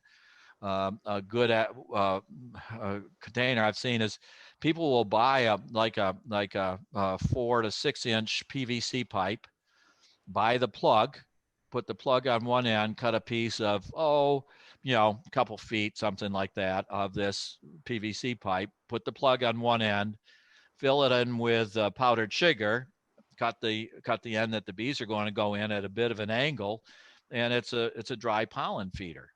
And that'll take the place of the days that they can't get out to your eucalyptus if you're over on the slope in Oakland or wherever you have your bees. And that protein will kind of keep them going for the winter period.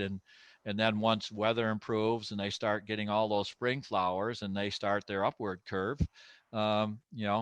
you can take those protein feeders down, or in most cases they'll be empty.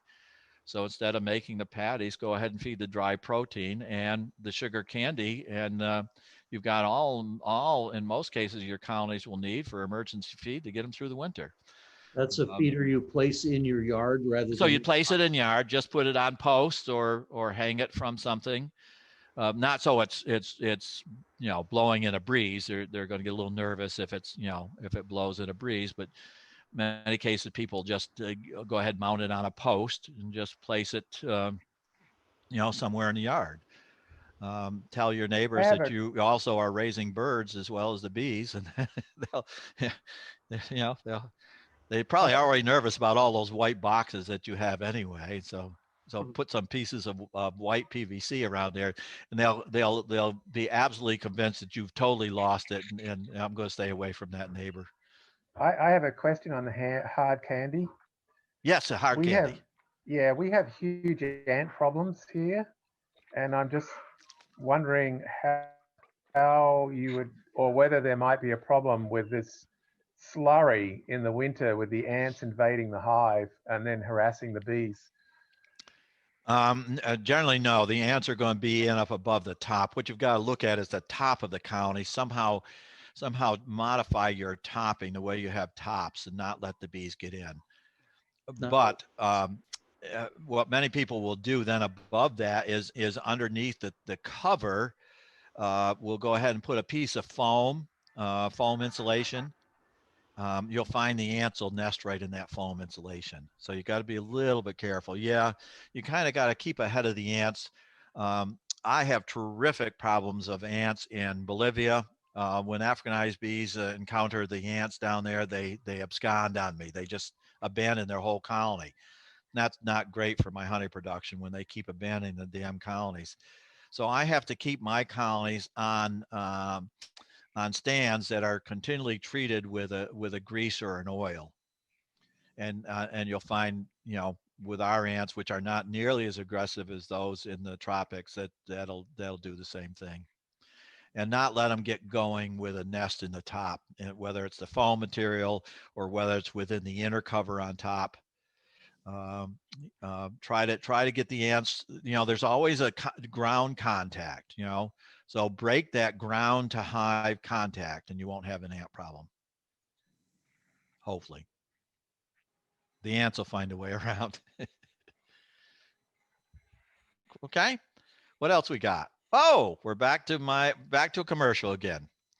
So a few comments about some of the things we might do now. I know it's getting a little bit late, but I'll stay as long as you have any questions. So I guess we'll throw it open for questions. Maybe if you can unmute yourself, or is there anything in the chat at all that's come in, Jim? Jolene asked a question earlier. Did she get her question answered, or would she like to ask it now? About the scents? Before that, I think. Oh, about removing the, if we saw a diseased pupa, if we happen to remove them, would that be helping or hurting? Yeah, it's like the bees. There are a lot of them. And so it's hard for us to go ahead and try to remove them individually. With American foul brood, it doesn't work at all. If you see odd looking pupae in cells, sometimes those infections will start on a frame. So if you got brood on 5 frames and you see one frame that all of a sudden is showing some of this, get that one frame out and then continue monitoring. And sometimes that's enough. Just getting that one frame out is enough. But individual cells, no. So think of it as a frame-wide effort that you've got to have to do. Okay. I thought maybe I'd go ahead and get out of my screen here and then we can look at each other. Any other questions from anyone? How come I'm not going back to full screen? Oh, I gotta get out of my share, don't I? Yeah, I could ask a question about chalk brood, reasons for chalk brood, and how to help the bees deal with it. Moisture generally is one of the issues that we'll see with chalk brood. So kind of looking at moisture control may help in terms of trying to bring that back. Some colonies are just susceptible. We think, genetically just susceptible. So if you're seeing a lot of it, try feeding. Try seeing what you're doing with moisture control. Is that water raining back down on the bees, or have you done something about moisture control? And if it just is very heavy where you hardly see it in any other colonies, our solution is to try a different stock. So mark that colony and then plan to buy a queen, or later in the season, let that colony raise another queen. Actually go in and kill the queen, raise a new queen, and hopefully her offspring or the stock that you buy will not have that susceptibility to chalk brood. So try some of the easy things first. Try the moisture issue. If that doesn't work, try the hard thing. Go ahead and try to see if you can replace the stock. Not right at that point. They, like European foul brood, it's a stress disease. Feeding them helps them get through stress a little bit better. Using your resource hive, you unite something else to them so they're stronger. Maybe there's an imbalance in the population, so the nurse bees are not taking care of that moisture in the brood nest. You don't have enough nurse bees, so sometimes uniting them, that's a perfect place to put the resource hive to use that half hive. But if you don't have it, unite it with another colony, see if you can reduce the amount of harm that it causes. And again, if it's just very heavy, think about queen replacement. Make any sense? Yes. Also, so if it's showing up in several hives in an apiary, and the moisture seems to be, it seems like is it contagious? Great question. We don't think there's much horizontal transmission of the disease. No. So it's conditions that are in that apiary that are affecting more than one colony. Try feeding a syrup or feed dry sugar. Try attacking the feeding aspect of it. I mean, if it's really hitting all the colonies and really holding them back, it's not genetic, I don't believe in hitting all of them. So it's something about that site Brennan? that might make a difference. Try feeding the protein too. So it's again, stress. So if you supplement both those, the carbohydrate and the protein, maybe you'll get them through that stressful period and into better shape, better time. And particularly look at how the bees are handling moisture within the colony. I started a few years back, started using quilt boxes, especially once winter starts to set in here. I mean, it's damp.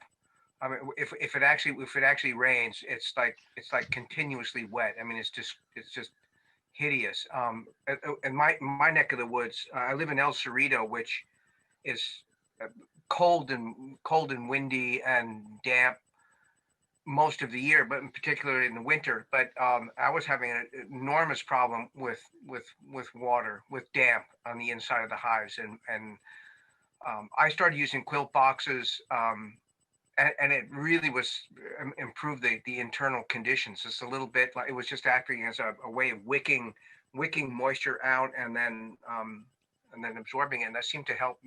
In my case, anyway, it helped an awful lot. I'm hearing a lot of folks up in Washington and coastal Oregon and coastal Washington are using them as well. And do you know much about that up there? Heavy use of quilt boxes up here. Yeah. Yeah. Yeah. I mean, and we don't get that heavy cold winter, but we get that same moisture that you experience for a little bit. We get a lot of that. It started raining here this weekend, and it won't stop now. So let me tell you about moisture at our colonies here. Now, the silver that insulation, the silver insulation. The nice thing with a quilt box is it brings that moisture in up above, holds it there, and then you have screening or holes or something so that it then wicks it out of over time out of the top. So yeah, we've got a lot of people that really like some sort of a quilt box. Yeah. I one winter, I think the worst winter, went into it, and there was like mold and fungus everywhere, and it was literally, I mean, the combs themselves were just like just sopping wet. And then after that, I just started using quilt boxes here, and it just took care of it completely. We get this prevailing wind, so there's the box I've got of these screen holes on it, so I have it so that there's always a bit of a breeze passing through the quilt boxes, just drawing the moisture out of the straw or the wood shavings and so forth in there, keeping it nice and dry. And it's really helped. Really helped. Yeah. And really, OCD people will go out and they'll put something like burlap in that quilt box. Yeah. Or towels. Will go out. They'll take the wet towel out and put a dry one in. Fluff the towel up, give them a chocolate on it, of course, like the nice hotels will do.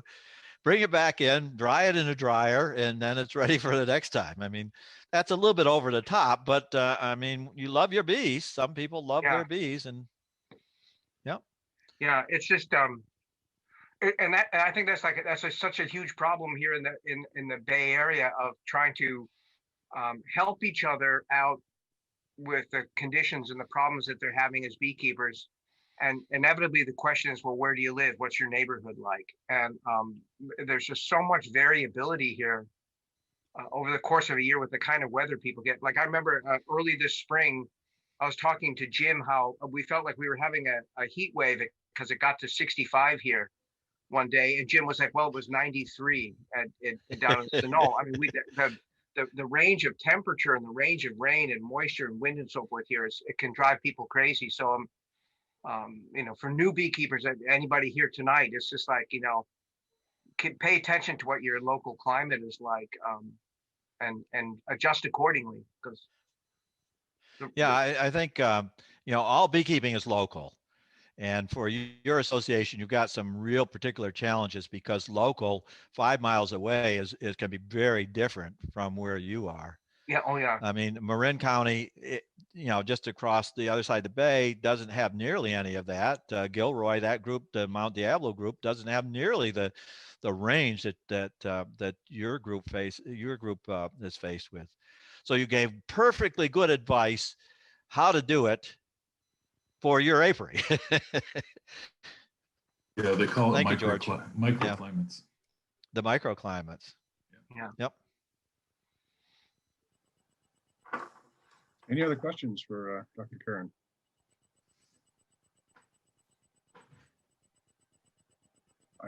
This is odd not having this group say something. Jim, you're in your garage, are you? It looks like you're I am. This is my my office as well. I work from home as well. So this is my office. Jim is our professional beekeeper in the club. He has several hundred hives and almonds. Yeah. Catherine Edwards is also a semi-professional beekeeper. She keeps a number of hives in the Bay Area. Well, people have gone to extremes to try to make their office be somewhere different from where the rest of the family is. Jim went right out to the garage. So he's got the right idea. On the other side of the ranch, I have another office, but when I'm at home, this is yeah. Getting back to the alternative oxalic acid treatments.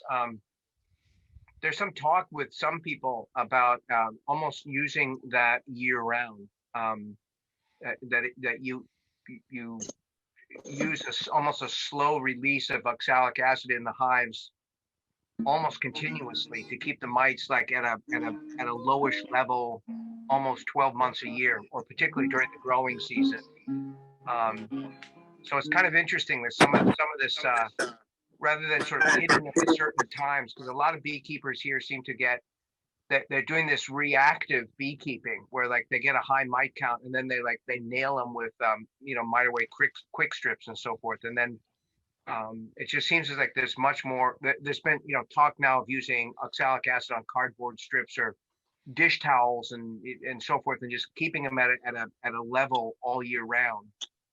So it'll be interesting to see how that pans out with people. It will be versus a flash treatment, and there are valid opinions and evidence on both sides. Yeah. The one thing I'll say without getting a nasty note back from Randy about all of this is that I and many others are terribly concerned about putting in a chemical to kill the pest that stays in the system or is repeatedly used in the system for a long period of time. Yeah. In other words, resistance. Rotate treatments, yes. I said something about IPM. Of course, the people come back and say, well, the bees are never going to, mites are never going to develop resistance against oxalic acid. We've got to figure out first how it's killing. I mean, is it strictly through their foot pads, or is it other ways? And don't count upon the pests of never say never, that they're not going to be able to develop a resistance to that. I mean, they'll simply change the way that they cover those foot pads, and then if that's the only that's the most effective method of getting oxalic into their system, the oxalic isn't going to work anymore. Then we'll up the amount of oxalic and we'll go through that same, treadmill. And pretty soon, no matter how much oxalic we throw at them, it doesn't kill them. Just a note on that. I've been using the pads for, I think I started in June, and might test this week. Most of them are doing very well. I'm at under 2%. But I had some outliers that were at 7, so I switched over to Amitraz treatment, just because I don't know why. I have no idea, but I'm concerned about resistance, so I switched treatments. Jim, you brought up an excellent thing. Amitraz has been around for a long time, and our beekeepers have used it. I mean, they were using it back when they stopped using fluvalinate. So it's not just been since fluvalinate, since camouflage. Their beekeepers have been using it a long time. And a number of those beekeepers are starting to report the same thing, outliers. I did the same thing, and why didn't it work in this one? Treatment failure. And we're wondering if that's not the beginning of the end with Amitraz, because we are seeing that. When we do the experiments, as for example, Oregon State has been doing that, we go into those same colonies and we use the approved treatment, because we can't go ahead where you can get the pesticide license to use the non-approved, and we don't find as many of these treatment failures, but we do still find some. And the USDA in the study, last one that they did, with their poll line, the same thing. They found these outliers, exactly what you said, Jim, of, is it treatment failure? Is it my placement? I did something wrong. Is it that the bees just didn't get to it? I mean, with the Apivar, the Amitraz, if you put those strips, if you're using the Apivar formulation, and put them in where you want brood, which you should do, if the bees move away from that and stop rearing brood on that frame, so they're not much longer on that frame, you may well get treatment failure, because they're just not being exposed, because they're not walking on the strip. In my case, it was actually the oxalic pads, Randy's oxalic pads that failed. I have some failure on, which which was interesting. That's why I switched The over to Swedish that. towels, the new material, Swedish or towel. both? You use Yeah. both, yeah. So that was just interesting. So I switched Yeah. over to Yeah. an amatraz treatment just to switch it Has up. to clean them up. Yeah. Bars are on Yeah. the floor. I'm sorry. Top of the bars are on the floor. Top bars. It's too difficult for me to get between the frames. Yeah.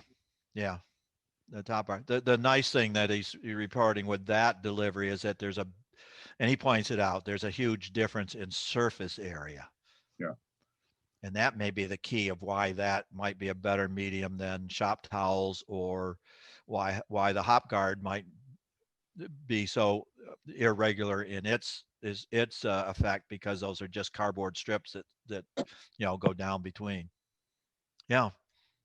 Hey, Dewey, before we go, thinking about proactive treatments that people, I read and watched some stuff about the Welsh, I think it was the Welsh beekeepers, and that they were doing, and it was recommended by the agriculture ministries in Great Britain to do annual shakeouts, complete shakeouts of their bees onto fresh frame and fresh foundation as a proactive treatment for things like chalk brood and European foul brood and other stuff. Do you have any thoughts on that? I mean, it seems like it can be kind of expensive to do that, obviously, replacing entire frames and foundation, but they seem to think that if you get an artificial brood break by doing a shakeout, because you're removing all the brood that's in there, but you're putting the entire existing population, including the queen, back into a fresh environment. And so you get a brood break, so you get a mite break, and then you get fresh foundation and fresh frames for them to start rebuilding fresh comb on. Do you have any thoughts on that? A couple. That old wax is a sink, and so pesticides, pathogens, that's where the European foul brood pathogen comes from. It comes from those, it's been buried in the broods in those cells somewhere, and that's where. So the pathogen is always there. So the new wax would help get rid of that. The second is we ask questions on the Bee Informed survey about replacement culling. How heavy do you cull? And those that cull heavier, not necessarily a full break, but replacing 6 or more frames in a box every year, their colonies don't do as well. They have heavier winter losses, as measured by winter losses, not by production. And it's that other thing, George, that you mentioned, and that is it's a terrible resource issue of having to eat so much of the nectar to be able and extra of the bee bread to be able to kick all those wax glands into being secreting the wax. So the most valuable resource we have in that colony is not the box, it's not our brain, it's the beeswax comb itself. And so I think as a a compromise, the practice of culling the worst of the worst every year, 2 or 3 frames. If you have 2 boxes, getting the worst frames into the lower box. And so, before they start turning things around in your case in January, then there's nothing left in those. If there was any brood when you put them in the lower box, that would have hatched. Getting them in the lower box and then getting them out of the lower box by replacing frames. Now you're going to replace them with foundation frames. And so in January, early February, you can put those foundation frames right in the top box, right in the middle of the top box. Now this presupposes that you've got boxes of equal size. And of course, many of us like to have a standard on the bottom, even commercial standard, than a half depth. And they like it for transport because a 1.5 weight-wise is less than 2. Jim, how do you run your commercials? You 1, 2, or 1? I run all deeps. Everything. All I have deeps. Yeah. Yeah. And it's because I can interchange the frames at will. Exactly. And so there's real value in that. And as I say, you get those dinks, those frames with a lot of drone comb, those really dark ones, get them in the bottom box. And then before things get rolling in the spring, remove them from the bottom box when they're empty. They're empty of, they might have some leftover pollen in them, but it's nothing the colony's going to suffer from. They'll use up the honey. There won't be any brood in them. Or get them to the very outside, but I really like to get them in the bottom if you have 2 deeps. Many of our Oregon people run 1.5, and we'll reverse. Do you practice a lot of reversing or none? Reverse the position of the boxes. There's a lot of people that do 1.5s here as well. Yeah. Yeah. Sometimes. Do you reverse, Jim? I do not. I do not. Okay. I try to keep. Sometimes we're reversing because queens don't want to, go up or something. So you just switch the box around. She'll go down, but she won't go up.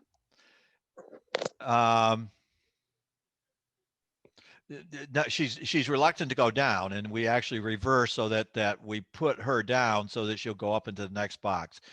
And if there's a lot of honey in that top box, she won't go up because there's honey in the way. And so rather than reversing, what you can do is remove some frames in the middle, 2 or 3 frames, and make it a triangle. So brood in the middle, new fresh comb, either foundation or empty drawn comb in the middle, in the top. So rather than the whole reversing, you make sure you have a triangle, most of the brood in the bottom, but expanding into the top. So if you have 2 deeps and it's just too heavy to lift that deep and switch the positions, you can just move some frames around and do the same thing. And for those of us that with poor backs and harder to lift those boxes, that's a good way. If you don't have very many colonies, just move frames rather than moving boxes. Yeah, I actually will move wherever the queen is. I want her on the bottom. So you want her on the bottom. Right. Yep. So that if I need to, I will reverse a box. Yeah. If that's what you're talking about. Yeah. I definitely do that. I don't know what it is about our climate, but and the bees obviously are not reading the books, but you see in the standard books that there's this honey cap with pollen in between and brood in the middle. But we typically have frames that are wall-to-wall brood, end-to-end brood, maybe a little bit of a corner of honey on each end of the frame. But you can pretty much interchange those bottom to top without having to pay attention to leaving a honey in the middle, for instance, if you're switching boxes around. Yeah, exactly. Yeah, what you want to try to sort of keep is still keep that edge frame that has so much of that bee bread. Keep that sort of still on the edge. How many of those should you keep? I'm kind of recommending that people can probably manage with 1 pollen frame per brood box, because I think 2 or 3 or 4 gets in the way of the queen laying eggs. Yeah, I agree. And we have bees bringing in pollen 12 months of the year, and they're bringing in too much. You are pollen rich, yes. Yeah. And they never use it up in the winter like a temperate climate colony would. Because there's fresh stuff coming in so soon in the spring. Yep. Eucalyptus in the winter. Yep. Tons of pollen. Of pollen. I had that situation here this year where take a typical frame, and it was about 30 to 40% pollen on the bottom and just a little area left over on each frame for them to raise brood and then honey. It was just excessive. It was like wall to wall in the colonies. There was just so much. Well, we didn't get rain. It was kind of an interesting situation. Normally we get, the big flow starts here in like February, everything is in bloom, but we didn't get rain all month of February. So everything was in bloom. There was so much pollen, so much nectar for them to bring in from city fruit trees everywhere. It was crazy. And it's still going on. They're bringing in pollen all day your long. Cat's tail is trying to get in for some of this. Get her into a bee suit. There you go. She wants some FaceTime. It wants some FaceTime. Yep. You're right. Yeah, yeah, and that's an issue. One possible way of trying to handle that is to go ahead and move some of those over into the nukes. And the nukes will use that up at a faster rate than, let's say, the established colony. Just because you make a nuke doesn't mean that you have to keep it as a nuke. So those can become resource hives for you. The problem is in the backyard, we've got 3, 4, 5 colonies already, and our neighbors see more boxes growing in that backyard, and they get awful, mighty nervous. You know. That's good. Yeah, good idea. Any other questions for Dr. Carroll? Karen? Thank you. So Well, wait, have a good fall. I hope you get the rains.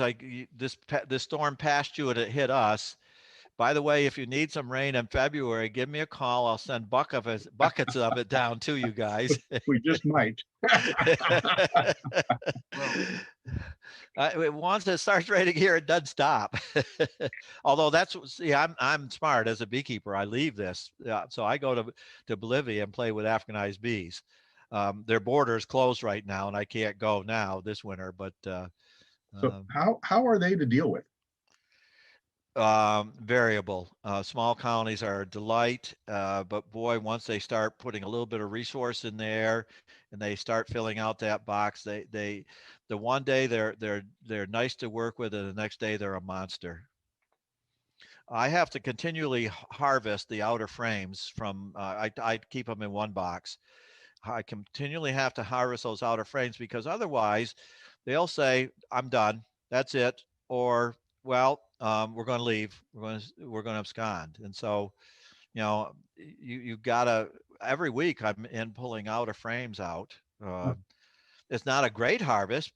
Some of them are pretty light. I don't have that system that the Chinese have for taking that light honey and doing the evaporation process and calling it honey afterwards. I think I need one of those systems, but we sell at drugstores, and the people don't mind if it's they don't want the thicker stuff. They do really want to kind of have it diluted, because they're putting it in their eyes, they're putting it in their ears, well, putting it everywhere basically. And they want to help the medicine go down. So they're not putting honey on toast or in tea. They're using the honey as a medicine. And I put a lot of stuff in with it. So I put some royal jelly in with it. Even if I don't, sometimes I use that label. I put pollen back in with it. And I mix propolis in with it too. The propolis is very thick. So if you got some light honey, you mix it with the propolis, boy, it goes, it's a nice mixture. And people swear, if you got a cold coming on, a sniffle or something, propolis drops on your tongue. And that's the next best thing. Our honey and lemon up here, cough drops or whatever. So what do you do with the how do you have to process it anyway? I do. So it's an organic. So you process it in the real good stuff, the stuff that they grow in the countryside, the pure alcohol. Process in that. It's about a I don't like to heat it, because I think it changes the propolis. My propolis, by the way, is eucalyptus. Mm-hmm. They've done the same thing there as they have here. They planted a lot of eucalyptus. It's a marvelous source for trapping pollen, let me tell you. And it's a good pollen that the bees like, particularly the blue, not so much the red, but the blue gums, the blue eucalyptus. Mm-hmm. That's a beautiful pollen. Very few people seem to have a reaction to that propolis. I'm sorry, to that propolis.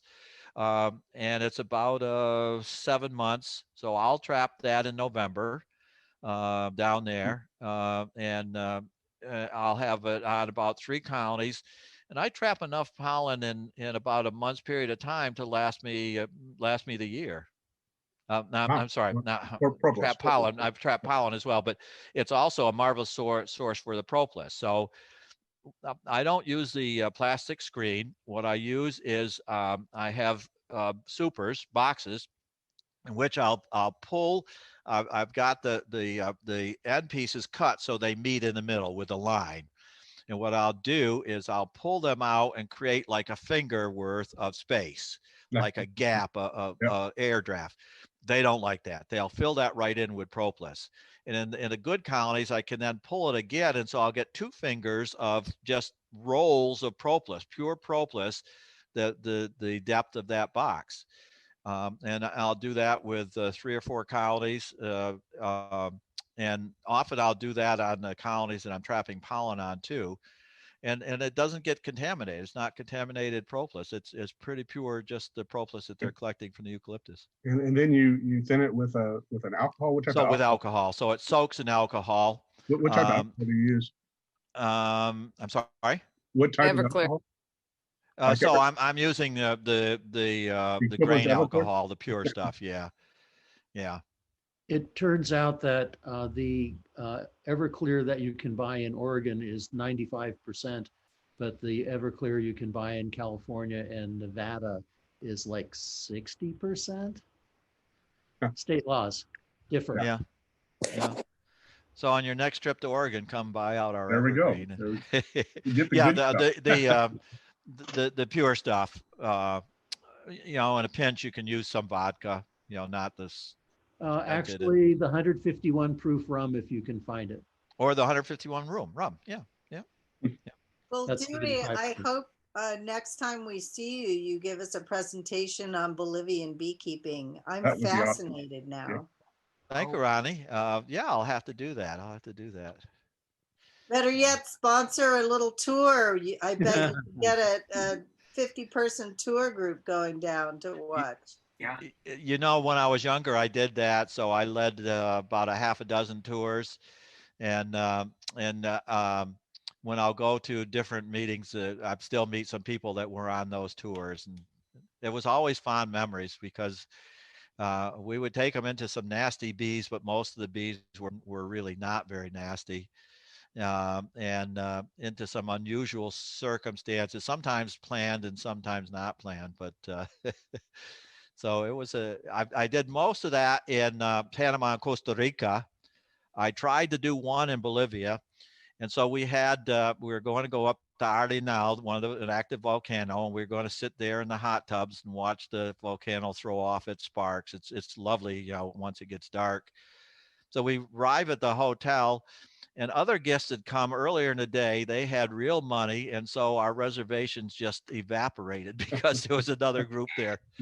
So I got a whole busload of beekeepers. We may do, but it's in Bolivia. Mañana is the way they plan. So if someone comes in with cash, that's mañana. They've got cash. They're not going to wait for the person with the reservation to show up. And we've had buses canceled on us for the same thing. Someone else came by and needed a bus right away. But believe it or not, in both Panama and Costa Rica, I could do those reservations, rely that they would be there, and the bus would be there, and the bus would be clean, the rooms would be clean. That's all relative, of course, clean. And both of them, we could spend one day at the beaches looking at the turtles and the turtle nesting, et cetera. And so we could have these diversions. And both of the countries, you can get to different habitats very quickly. Yeah. In Bolivia, it's everyone's dying of gasping for breath because we start at 8,600 feet up in Cochabamba. I don't dare take them to La Paz at 12,000 because everyone would need an oxygen tank. But I don't know. Sounds like fun to me. There were a couple that I'd like to forget about that were the one in Bolivia where nothing seemed to go right, but when it went right, we had a lot of fun. We really did. Beekeepers are the craziest damn group you can ever imagine, and they know how to take something from nothing and create some fun out of it. So, and they're so personable. So, I mean, just listening all day to someone tell the story, and then the next day, of course, the same stories with a slightly different ending or something. Yeah. So I've done that, Ronnie, but I've gotten that, Pass the torch. Yeah, and I've done that with students too. Yeah. You know, and that's a whole different group. They march to different drums, I Yeah. think, or I don't know what's going on. And of course, in both countries, Mary Jane is very easy to get. So the university students love to come down to Costa Rica and Panama and spend a whole semester there in a Yeah. cloud. Sure. Sure. All right. Well, All righty, Jim. Yeah. Thank you. Appreciate. absolutely appreciate it. That was Sure. incredible Thanks presentation. so much. It was so great to have you. My pleasure. I enjoyed it. Thank Take you. care. Thanks. All righty. Yep. Thank you very much. Bye all. Bye-bye. Right.